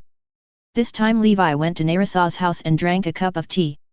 Levi didn't return to the Stark building until 9 p.m. Tony has been studying the mind controller for a long time without sleep or food. Even though it is just a small chip, the anti-cracking technology inside is quite advanced. Levi came to the door of the medical room and looked inside through the window. Winter Soldier had woken up and was staring straight at the ceiling without knowing what he was thinking. He lost his metal arm, had his head opened, and was very weak. He had no ability to leave here. Bucky Barnes, who has recovered his previous memories, has very vague memories of his assassination mission as the Winter Soldier. Although he wants to help the one-eyed black man, he is really powerless. Crunch, the door to the medical room opens. Bucky looked at the door and saw a strange young man slowly walking over. You are? Bucky wondered. I was the one who brought you back. Before, well, you attacked me. Levi didn't know how to tell this old man. Bucky was relieved when he saw that Levi's limbs were intact and not injured at all. It's good that you're okay. I think you must have heard that my memory was very blurry when I was controlled, but I still want to thank you for saving me from hell. Pulled out. Levi nodded. Have a rest. Levi left the medical room, and not far out, the elevator door at the end of the corridor opened, and Nick Fury walked out with Brock Rumlow, who had met Levi once. Chapter 22. Hey, this isn't. Levi was about to say hello to Nick Fury warmly. Nick Fury solemnly warned, believe me, if you say those two damn words, I will definitely prevent you from graduating. Abuse of power is second to none. This black braised egg really dared to send an agent to revise his graduation thesis. This is a nickname given to you by young people. You should accept it with an open mind. Lo Dan, are you looking for that frail old man? Levi pointed to the medical room. I don't want to hear these two words of endearment anymore. Especially in front of my subordinates. Okay, braised eggs, I know braised eggs. Nick Fury looked at Levi with meaningful eyes, as if he was reminding him of something. Subordinate? Rumlow? Then I won't bother you. When Levi passed behind Nick Fury, he deliberately patted Rumlow. Hey friend, I remember seeing you before. Rumlow smiled awkwardly, that time was not a good memory. Just be careful next time. There's nothing scary about that kind of monster. Seeing Levi's understatement, Rumlow couldn't help but twitch the corner of his mouth. Levi said goodbye to the two of them, then walked into the elevator and headed to the control room. I didn't expect that Nick Fury had some tricks. He found evidence that Rumlow was HYDRA so quickly. Levi said to himself. This time Nick Fury deliberately brought Rumlow here, presumably to let him bring the news of Winter Soldier's capture back to HYDRA. Think about it as soon as you come up with a plan. Just, sacrifice the Stark building? There is also part of Levi's property here. But Nick Fury should have done this with Tony's consent. Arriving at the monitoring room, Levi stared at the monitor screen. Although there was no sound, Rumlow's solemn expression could still be seen through the screen. I guess Nick Fury also has a headache now. He doesn't even know who he can trust around him. It wasn't until Nick Fury and Rumlow left that Levi found Tony and informed him of Nick Fury's plan. Tony acted indifferently. I specially arranged for Happy to send Pepper to the Maldives for vacation. The employees in the company also took a week off, leaving only some security guards. Catch a lesson from the jar. And you specially prepared 2 steel battlesuits. Who are you going to let drive the Mark II? Levi saw the silver-white steel battlesuit and the repaired Mark III side by side in the sunken wall. Together. Rhodes will also come to help. Tony had already decided who would pilot the Mark II. Where's Mark III? Leave it to J.A.R.V.I.S to control. After Tony finished speaking, the eyes on Mark III's mask lit up and spoke J.A.R.V.I.S voice. Hello, Mr. Levi. Hello, JARVIS. Seeing this, Levi was also sure that Tony agreed to Nick Fury's plan, and even the plan should have been helped by Tony. So, you joined S.H.I.E.L.D. Just a consultant, and S.H.I.E.L.D. and I have some history. Okay, do you need my help? You are definitely an important part, and your new battlesuit is of great interest to me. Delta, you haven't understood it yet. Now you are cracking the mind controller and modifying the battlesuit. You have opened enough subjects. I know, so I plan to find a place to take a vacation after this busy period. Then tell me your plan. Tony told Levi all about the plan he had discussed with Nick Fury. Levi understood it, but the premise of this plan was that HYDRA really dared to come and rob people? If it gave in, it would be all in vain. Nick Fury will deliberately induce Bucky Barnes' memory to have been restored. By the way, he will tell the spies that I am rushing to crack the control chip, and pass on false news. Once the chip is cracked, HYDRA's secrets will no longer exist. HYDRA is for if you don't expose their affairs, they will definitely come looking for you. Tony proudly revealed his plan. I know, so I will try my best not to show up in the Stark building that day, so that they can enter the Stark building with confidence. Tony nodded, that was the plan. Levi also feels that it is very feasible, and it depends on how HYDRA performs. On the same day, Tony sent an email to every employee, which probably said that in order to thank the employees for their hard work, he specially gave employees a week of paid leave as the 72nd anniversary of Stark's founding was approaching. Stark Industries' employee benefits have always been relatively good, and this paid leave email did not stir up much fuss. Levi continued to attend classes and went to the martial arts gym to practice after school. 2 days later, Levi was about to leave school after school when he suddenly received a call for help from Phil Coulson. His team searched for an Aphei Enoch, and it was discovered while tracking it. As a result, Aphei Enoch unleashed his natural instincts and went on a killing spree. The members of the special forces suffered heavy casualties, and some ordinary people also suffered. Levi asked for a seat and then started the motorcycle and headed straight for the target location. Nerissa looked at the background of Levi's departure and silently took out her mobile phone to edit a text message and send it out. Levi flew all the way and soon arrived near a small alley in Manhattan. A cordon has been set up here, and many police officers are even on standby outside. Phil Coulson saw that Levi quickly explained the situation and Iron Man was already fighting AF Enoch. Take the Lost Drive and go through the alley to another neighborhood, where Mark III is fighting with Enoch. Seeing Mark III, Levi also understood that the plan had begun. This time AF Enoch has a scarab-like appearance, with his whole body covered in brown armor-like skin. He seems to have extremely high defense, and he holds a very special weapon in his hand. The 20mm cannon carried by the Mark III could not even leave a single scratch on the body of this Orpheus Enoch. Scarab AF Enoch was holding a weird-looking longsword and kept swinging it, but the Mark III was suspended in the air and the longsword couldn't hit it at all. Insert the memory into the Lost Drive, and as the cyclone drives the black fragments together, Levi transforms into a Kamen Rider and joins the battle. At the same time, someone hiding in a nearby 2-story building took out his phone and dialed, "Tony Stark and Levi Stark are here, it's time to start taking action." After saying that, he hung up the phone and quietly poked his head. Watching the battle downstairs, Levi ran quickly and then jumped up high, flying up and kicking the Scarab AF Enoch. Boom! Huge amounts of power made Scarab AF Enoch fall directly to the ground. Levi pounced forward, hitting the opponent's front door with his elbow. Scarabuffy raised his weird longsword in front of him to block it. When the sparks were accompanied by huge amounts of sound for everyone present to hear clearly. Levi removed the ace memory and inserted it into the slot on the side of the belt. With Levi's brisk tapping, the sound effect came Joker. Maximum drive. Rider kick. Confining the purple flame energy with his right foot, Levi jumped into the air. This jump was several meters high. Scarab AF Enoch stood up and raised his head to look for the enemy. Levi kicked the Scarab AF Enoch very quickly and hit him with one kick. Boom! There was a strong roar, accompanied by violent vibrations, and the Scarab AF Enoch had disappeared. There was only a large pit 5 or 6 meters deep on the ground.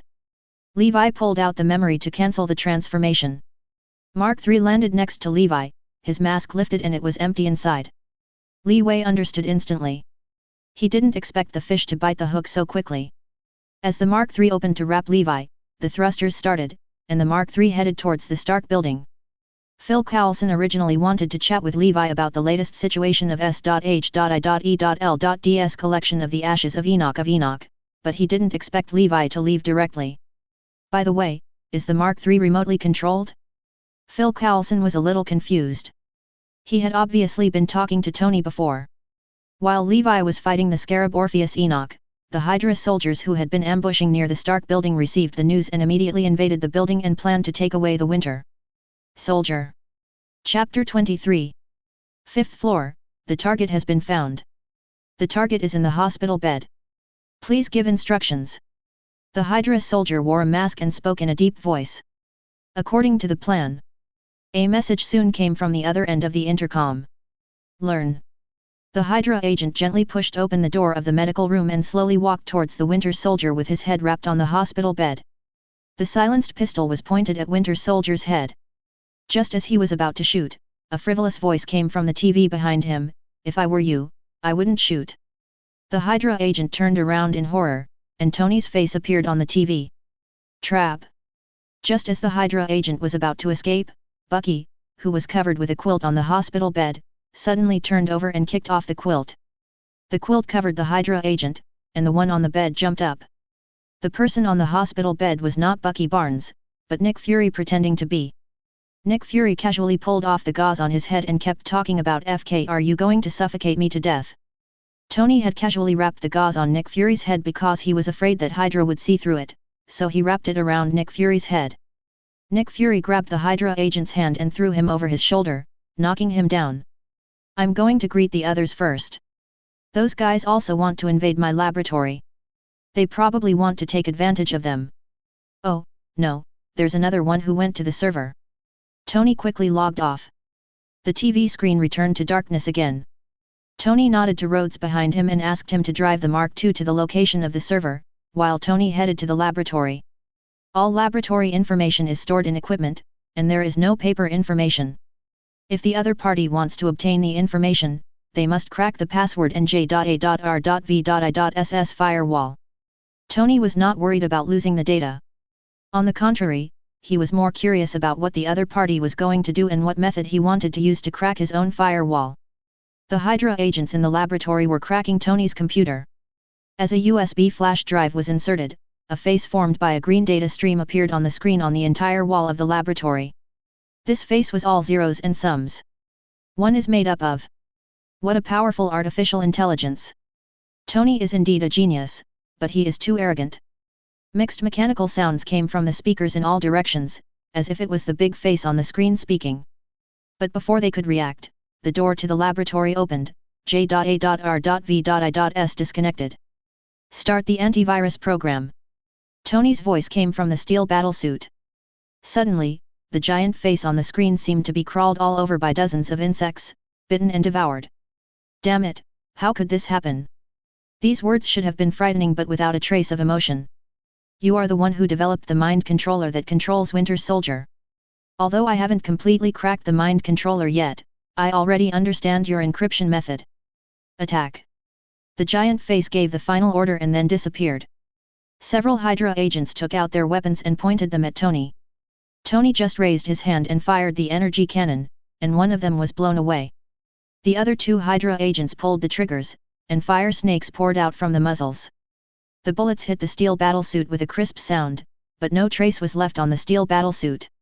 Tony raised his hand and fired two more energy cannons, killing both of them instantly. However, at the moment, the man who was initially killed stood up strangely, and his body also underwent inexplicable changes.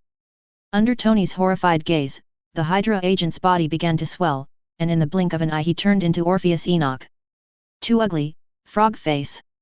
Tony increased the output power this time, outputting energy from the arc reactor on his chest, and a thicker energy beam poured out, directly hitting the frog AF Enoch. The frog AF Enoch jumped up. This jump directly hit the ceiling and rushed directly to another floor. Upon seeing this, Tony hurriedly chased after him, activated his steel battlesuit and crossed the hole in the ceiling, only to see the frog AF Enoch crash through the wall and escape elsewhere. His company was hit, and Tony was very angry and yelled, "Didn't your mother teach you how to open the door?" The thrusters under his feet were activated at full power. Tony sprinted to the back of Enoch the frog at super high speed and knocked him down directly.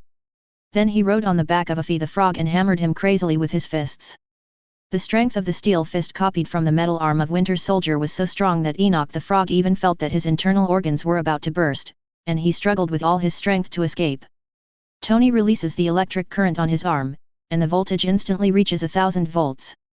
The energy of the electric current instantly hits the frog Orpheus Enoch. On the other hand, Enoch the frog seemed to be unable to sense it, and a spear suddenly appeared in his hand. He pointed the spear at Tony, and a water ball appeared at the tip of the spear and sprayed violently. Huff and puff. Tony thought that this attack was just like tickling, but what he didn't expect was that the water flow turned out to be a high-strength corrosive liquid, and the surface of the steel battlesuit was melted to reveal the Luna metal lining inside. The Mark IV, which was upgraded from the Mark III, not only added metal arms, but also upgraded a large area of Luna metal lining as secondary protection. The Luna metal used by Delta has been reproduced more and more perfectly through Tony's efforts. It is as hard as a diamond and has a softer texture, just like the soft metal armor that appears in movies and TV series. Now the outer layer of protection is corroded by strong acid, and the Luna metal is also slightly damaged. Tony quickly retreated, facing the water balloons that were fired one after another. He could only rely on the walls of each room to dodge in a panic. He was miserable for a while. However, at this moment, another hole was broken in the ceiling, and Rhodes hit the floor on top of a monster that looked like it was covered with barnacles. Tony! You didn't tell me there was such a monster. I'm almost suffering from trypophobia. Rhodes refilled a grenade for Enoch and walked to Tony's side. However, before Rhodes could continue to brag, a melting sound suddenly came from behind. Rhodes turned around and saw a frog-headed monster staring at him. Tony! Why do you have a big frog here? I think you'd better not turn your back to him before you talk about frogs again. Your back is already melting. What? No wonder I felt a cooling sensation on my back. I thought the fan was on. The frog AF Enoch pulled up the barnacle AF Enoch, and this time it was Tony's turn to escape with Rod. The two actually have heavy weapons, but this is the Stark building and they really can't use those heavy weapons. Tony is still reluctant to let the Stark building be destroyed because of this monster. Lead them out. That frog is too restrained for us. Tony fired the light cannon to destroy the wall and flew out from upstairs. The two chasing Orpheus saw this and chased after him. The frog Orpheus was very restrained by metal, even metal with a hardness comparable to diamond could not stop him. After flying out of the Stark building, Tony looked back and saw a frog jumping with its head high. This jump seemed to be filled with faith. Tony smiled evilly when he saw this. J.A.R.V.I.S, power up. There is still 30% energy left, sir. It doesn't matter. Filling complete. Tony fired the light cannon that gathered energy in his hand and instantly shot down the frog Enoch. The other barnacle, Orpheus Enoch, was far less able to jump as high as the frog Orpheus Enoch, and fell straight to the ground. Rhodes followed barnacle AF Enoch down, but the latter was in free fall, while Rhodes raised his arm and tilted the machine gun in anger. The barnacle and the frog AF Enoch both fell to the ground, but did not lose their lives. Instead, they were able to get up from the ground. Fake. Didn't you fall to your death from the 10th floor? A missile holder appeared on Rhodes' shoulder, and the small missile rushed towards the two AF Enoch with a flame tail. However, what he didn't expect was that the barnacle AF Enoch stood in front of the frog AF Enoch, and then pulled off the barnacles and threw them at Rhodes. Boom! The missile was detonated in advance. Then a ball of water flew out and fell on Rhodes. The Mark II was corroded into pieces in just a few seconds. Tony also landed on the ground at this moment, and the energy beam poured out, knocking down the two AF Enoch. Tony and Rhodes, whose entire faces were revealed, stared at each other. Tony broke the calm and said with disdain, "Look at you, Rhodes, you look like a dog that fell into the river." Rhodes said angrily, "This big frog didn't come from you." Before the two could continue their bickering, two barnacles flew over, landed at Tony's feet and exploded. Fortunately, Tony had a steel battle suit to protect him and it was no big deal. Rhodes took off his Mark II, which had melted on his upper body, walked up to Tony and gloated, "Look at you Tony, you're like a chicken that fell into the frying pan." Chapter 24. Die. Tony Stark. Frog AF Enoch used his legs hard, and shot towards Tony like a cannonball, knocking him to the ground. His legs pressed Tony's arms, and he raised his spear and prepared to kill him. There were rapid footsteps behind him, and Enoch the frog turned around subconsciously. A thick steel arm was already heading straight for him. The frog AF Enoch received a strong punch in the face, and his whole body turned sideways. Tony took the opportunity to escape and said, "By the way, thank you, one-armed man." Bucky looked at his two arms. One was made of iron and the other was original. It couldn't be said to be one-armed. "Tony, what should we do next? We are being restrained to death." Rhodes was also helpless. Who would have thought that there are monsters that can release strong acid? Coming! Tony looked up into the air, and the other two people also noticed the Mark III in the air. Transform! Joker! Levi breaks away from the Mark III in the air and transforms in the air. After the whirlwind swept by, the black Kamen Rider arrived. With everyone staring in disbelief, he turned around in mid-air, adjusted his angle, and landed directly where the barnacle AF Enoch was. Bang! One stone stirs up 1,000 waves. Smoke and dust are everywhere. Levi stepped on the barnacle AF Enoch's head and drove it into the ground. Then Levi slowly walked out of the smoke and inserted the ace memory into the slap slot. As the sound effect Joker Maximum Drive came out, purple-black energy came from his fist. With a straight punch, Huge amounts of power knocked the frog AF Enoch flying out, turning into ashes in midair and scattering all over the ground. At this time, 2 tearing air sounds came, followed by a roar in my ears. Boom! 2 barnacles exploded. Levi took off and turned 360 degrees in the air to land safely. Teng Huao Fei Enoch also rushed out in the light of the fire and punched Li Wei in the chest. Levi withstood the punch and retreated slightly. After standing firm, he kicked Barnacle AF Enoch in the abdomen, causing him to stumble. He grabbed the bully and stepped forward. Tishan leaned against the opponent, and then used both fists together. Out! Sparks exploded on Barnacle AF Enoch. Tap the slot again and the sound effect comes. Levi jumped up, his feet wrapped in purple-black flame energy, raised his foot and kicked the opponent in the chest. Bang! Levi leaned back, jumped up with his hands on the ground, and finally landed safely. Barnacle AF Enoch roared, "Hydra hail!" Then flames burst out from his body, turning into ashes and dying completely. Killing 2 of Enoch in a short period of time left the 3 people watching stunned. The alliance between Hydra and AF Enoch was something Levi never expected. Perhaps the 2 parties have already been in contact. Tony and Rhodes breathed a sigh of relief. This incident should have ended with Levi's arrival. After Bucky saw the Kamen Rider's posture, he felt a little dazed, and the memory that he had lost as a Winter Soldier was slightly restored. He remembered the scene when he fought with Levi that day. The young man's skills are a bit rusty. He has too many redundant movements and needs more practice. Rhodes was interested in teaching Levi. Levi released the transformation, and Tony also shed the scarred Mark IV. Forget it, Rhodes. It's better to find a Chinese master to teach you. Tony didn't want Levi to come into contact with the military, a place that eats people without spitting out bones and has no moral integrity. Will Mark IV be beaten like this by them? Levi felt that the 2 AF Enoch just now were not strong. Tony explained that Froghead can fire strong acid that corrodes alloys. Rhodes almost melted in the Mark II. Levi's eyes lit up, he could corrode Luna metal, and maybe vibranium as well. Have you not collected some of those strong acids? Maybe they can be synthesized artificially. I'll collect some. There should be a lot of residue in the building. Tony put on Mark III and flew back to the upper floors, leaving Levi, Rhodes, and Bucky standing outside staring. Tony has long been thinking about this kind of acid. At the moment, Nick Fury in the Stark building captured several Hydra agents, and he planned to learn some secrets from these people. As for Hydra, they didn't even know that Nick Fury was hiding in the Stark building, and they thought that all the people they sent out were wiped out. A few days later, the incident was only known to those within the Stark building and was not publicized to the outside world. Tony repaired the damaged Mark II and IV. After repairing the Mark II, Tony also chose to give it to Rhodes. Definitely Tony also signed an agreement with the military. The Mark II can only be driven by Rhodes alone.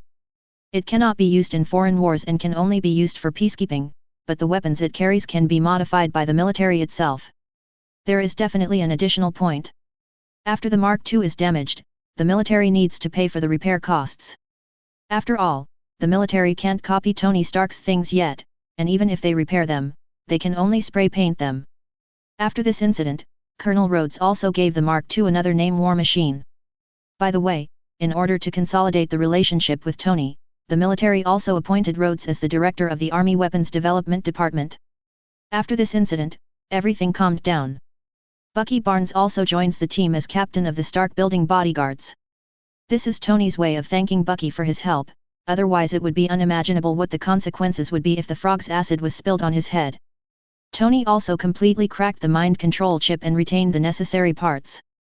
Tony also improved Bucky's robotic arm, and the paint became a color similar to skin color, making the entire robotic arm less conspicuous. Bucky still needs to be careful about Hydra for the time being. Although Nick Fury wants to get Bucky to join him, S.H.I.E.L.D. is currently suffering from internal and external problems and can only deal with it slowly. Nick Fury now has a group of people he can trust, and the situation has improved. On the weekend, Levi asked Nerissa out to watch a movie and go shopping, and then went to a luxurious Italian restaurant for dinner. Now as a shareholder of Stark Industries, Levi has a lot of savings in his pocket. Since entering the restaurant, Nerissa has felt a little uncomfortable, but her good upbringing means that she is not stage frightened, but she just doesn't like the atmosphere here. The people around him were all wearing suits and dresses, and they all looked too old-fashioned and depressing. Nerissa put her head in and whispered, "Actually, I prefer the street food I eat when I'm with you than here. Isn't it delicious here?" "It's delicious, but the atmosphere here has a sense of restraint." "Then let's book the venue next time." "Ah." The pleasant dinner ended quickly, but I was a little reluctant to go home like this. We are all adults and understand everything. Nerissa blushed and sat in the passenger seat, looking like she could go anywhere. "Is it okay if you don't go home tonight?" No one left the door open at home. "Oh, that's really nice." "What? I mean that's really bad." Chapter 25. In the early morning, Levi climbed out of the hotel bed. Next to him lay a sleepy-looking Nerissa. Thinking of the ups and downs last night, Levi scratched his head. Gently stroking the delicate face of the person next to the pillow, Levi suddenly felt a little dazed. Nerissa, who had completely removed her makeup, looked familiar. Later, Levi didn't care so much. The team battle started and it couldn't be stopped. I called the hotel service to order a breakfast, and waited for the breakfast to be delivered to Levi before waking up Nerissa. Nerissa's eyes were hazy, and the first thing she saw was Levi's back hooking his neck and giving him a gentle kiss. After breakfast, the two left the hotel and sent Nerissa back home. Levi also returned to the beach house. The beachfront villa has been renovated, the underground laboratory has more professional equipment, and the villa has also been expanded. Now Tony is not at risk of palladium poisoning, but with energy anxiety, and the last Stark building invasion, if there is enough energy, he will not be forced to that point. Tony began to improve the arc reactor, but the improvement was limited. Tony was lying lazily on the sofa, and there was a bottle of red wine and a goblet on the coffee table. Seeing Levi come back, Tony said with a playful look, "Boy, how was your night last night?" Levi nodded and said, "Not bad. You finally figured it out." Tony continued with an expression that all men understand, "In the future, you will be much more comfortable if you have the opportunity to get in touch with those little goblins on the screen than as a college student who has not experienced much in the world." Levi took out his mobile phone and pressed the play button. Tony's voice came from the mobile phone, such as "Little Goblin" and "feeling more comfortable. Pepper will come back to this house if he knows about it." Levi shook his head with regret on his face. "You kid." Then Tony's lips curled up, "Then I'll pretend to be you and chat with your little girlfriend." "You, a greasy middle-aged man, actually want to seduce an inexperienced college girl. It's much better than a mean-spirited college student like you." While the two were bickering with each other, Tony received a call from Rhodes. It seemed that there was a group of terrorists in the Middle East, asking him if he wanted to go and have some fun. Tony immediately agreed, treating it as a drunken entertainment project. Soon Levi saw the back of the steel battlesuit walking away with its tail flames. Levi was not idle at home alone. He also had his own plans. Then he got into the laboratory. Levi picked up his notes and started his own plan. Most of Levi's notes are handwritten, and they are definitely backed up electronically. Let me see which step I reached last time. Experiment using inox ashes. Levi conducted the experiment step by step, trying to develop a piece of equipment before graduating from college. This equipment was related to Kamen Rider, but he did not reproduce the Kamen Rider belt. Such a high level of difficulty. Levi was busy until early in the morning before he stopped. Tony, who had been out for the day, returned just as Levi was getting ready to take a rest. Also coming back at the same time was Rhodes. Rhodes' war machine has some damage and needs Tony to repair it. After saying hello to Rhodes, Levi returned to the room with a yawn. As soon as Tony entered the laboratory, he knew that Levi had used this place. He only knew what Levi was studying, but it was just a prototype. Speaking of which, you gave Levi such convenient equipment, why do you use such a cumbersome steel battlesuit? Rhodes asked the question that had always been in his mind. Tony's answer was beyond Rhodes' expectations, Levi's belt was not developed by me. What? Rhodes ate a whale. Anyone with a discerning eye can see it, why are you asking now? I used to think that the steel battlesuit was more powerful than the Kamen Rider, but the latter was more flexible but had no special attack methods. If there hadn't been Kamen Rider that day, I wouldn't have risked using the Stark building as bait just with the steel battlesuit. Well, it looks like Levi's belt is very mysterious and you don't understand it either. Yes, I haven't researched it thoroughly. Delta alone has allowed me to discover several new elements that can be added to the periodic table of elements. The current Mark IV lining is the reverse development of the Delta Belt, and Levi named it as Luna Metal, and the harder outermost layer of Apollo Metal cannot even be reproduced. Rhodes exclaimed, alien technology. No, Earth technology. Maybe it's also inspired by some alien technology. Tony finally said vaguely.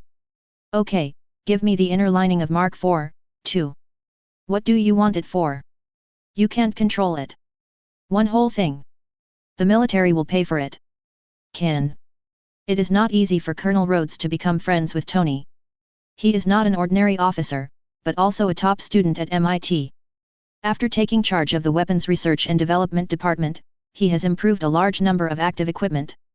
After the two discussed it, the military's small money was not guaranteed. When Levi returned to school, he was still the same as before. He went to class with Nerissa, went to the martial arts gym after school, and would hang out with Nerissa on the weekends. Tommy expressed jealousy about this. Levi had never asked him out since he went to college. The last time the two of them went out on vacation was Christmas in their senior year of high school. So at the weekend, Levi, who had planned to go to the beach with Nerissa, was finally willing to call Tommy and his girlfriend. The four of them headed to Coney Island together, with Levi still driving. Coney Island is New York's newest super leisure and entertainment district. Putting on swimsuits in the locker room, the four of them walked together. The security here is not very good, and fights often occur. There are always self-righteous men who want to pry other people's female companions. However, Levi and Tommy did not encounter such a thing today. Levi's height and exposed abdominal muscles indicated that they were not easy to mess with. Levi still couldn't take his eyes off Nerissa's curvy figure wrapped in a white bikini, especially her fair, straight and slender legs, which were really more eye-catching than some models. Spend a day at the beach and don't return until the evening. It's a simple vacation. Meanwhile, SHIELD Phil Coulson rubbed the top of his head, which didn't have much hair, and complained softly, when will this kind of day end? I really envy Natasha Romanoff, the mission is just like a vacation. Playing house with your children will get boring if you play house for a long time. Hawkeye was still watching carefully. Oh, it's a vampire and it's a monster, so when will the big guy arrive? Phil Coulson took out his binoculars and looked across the street. Hawkeye said calmly, according to the information obtained by the monitoring team, it should be today. At night, Levi watched the clock tick by, thinking about the events after Iron Man 1, and the Hulk was probably not far away. Looking at the white memory in his hand, Levi felt that the time for it to appear was approaching. His feeling was spot on. During the day, during class, his phone suddenly vibrated. Levi glanced at the screen and it was Tony calling. After answering the call, Tony's anxious voice came from the phone. Boy! Manhattan is being destroyed by two big monsters. I'm in Southeast Asia. On my way back now, those two big guys are almost at the Stark building. Pepper is still working in the building. You have to hold those two guys and wait for me. Return. Levi agreed, and just after hanging up the phone, another call came, this time from an unfamiliar number. Nick Fury's voice came over the phone. Leeway, the school's courses need to be postponed, otherwise your graduation will be delayed. How to say? The battle route between the two giant monsters may affect your school. My appearance fee is very high. Easy to say, I think the military will be happy to pay. If you enjoyed this video, please give it a like and subscribe to the channel so you're notified of future uploads. You can find the next parts in the playlist visible on the screen or on my channel. Thank you for watching, and I'll see you in the next one.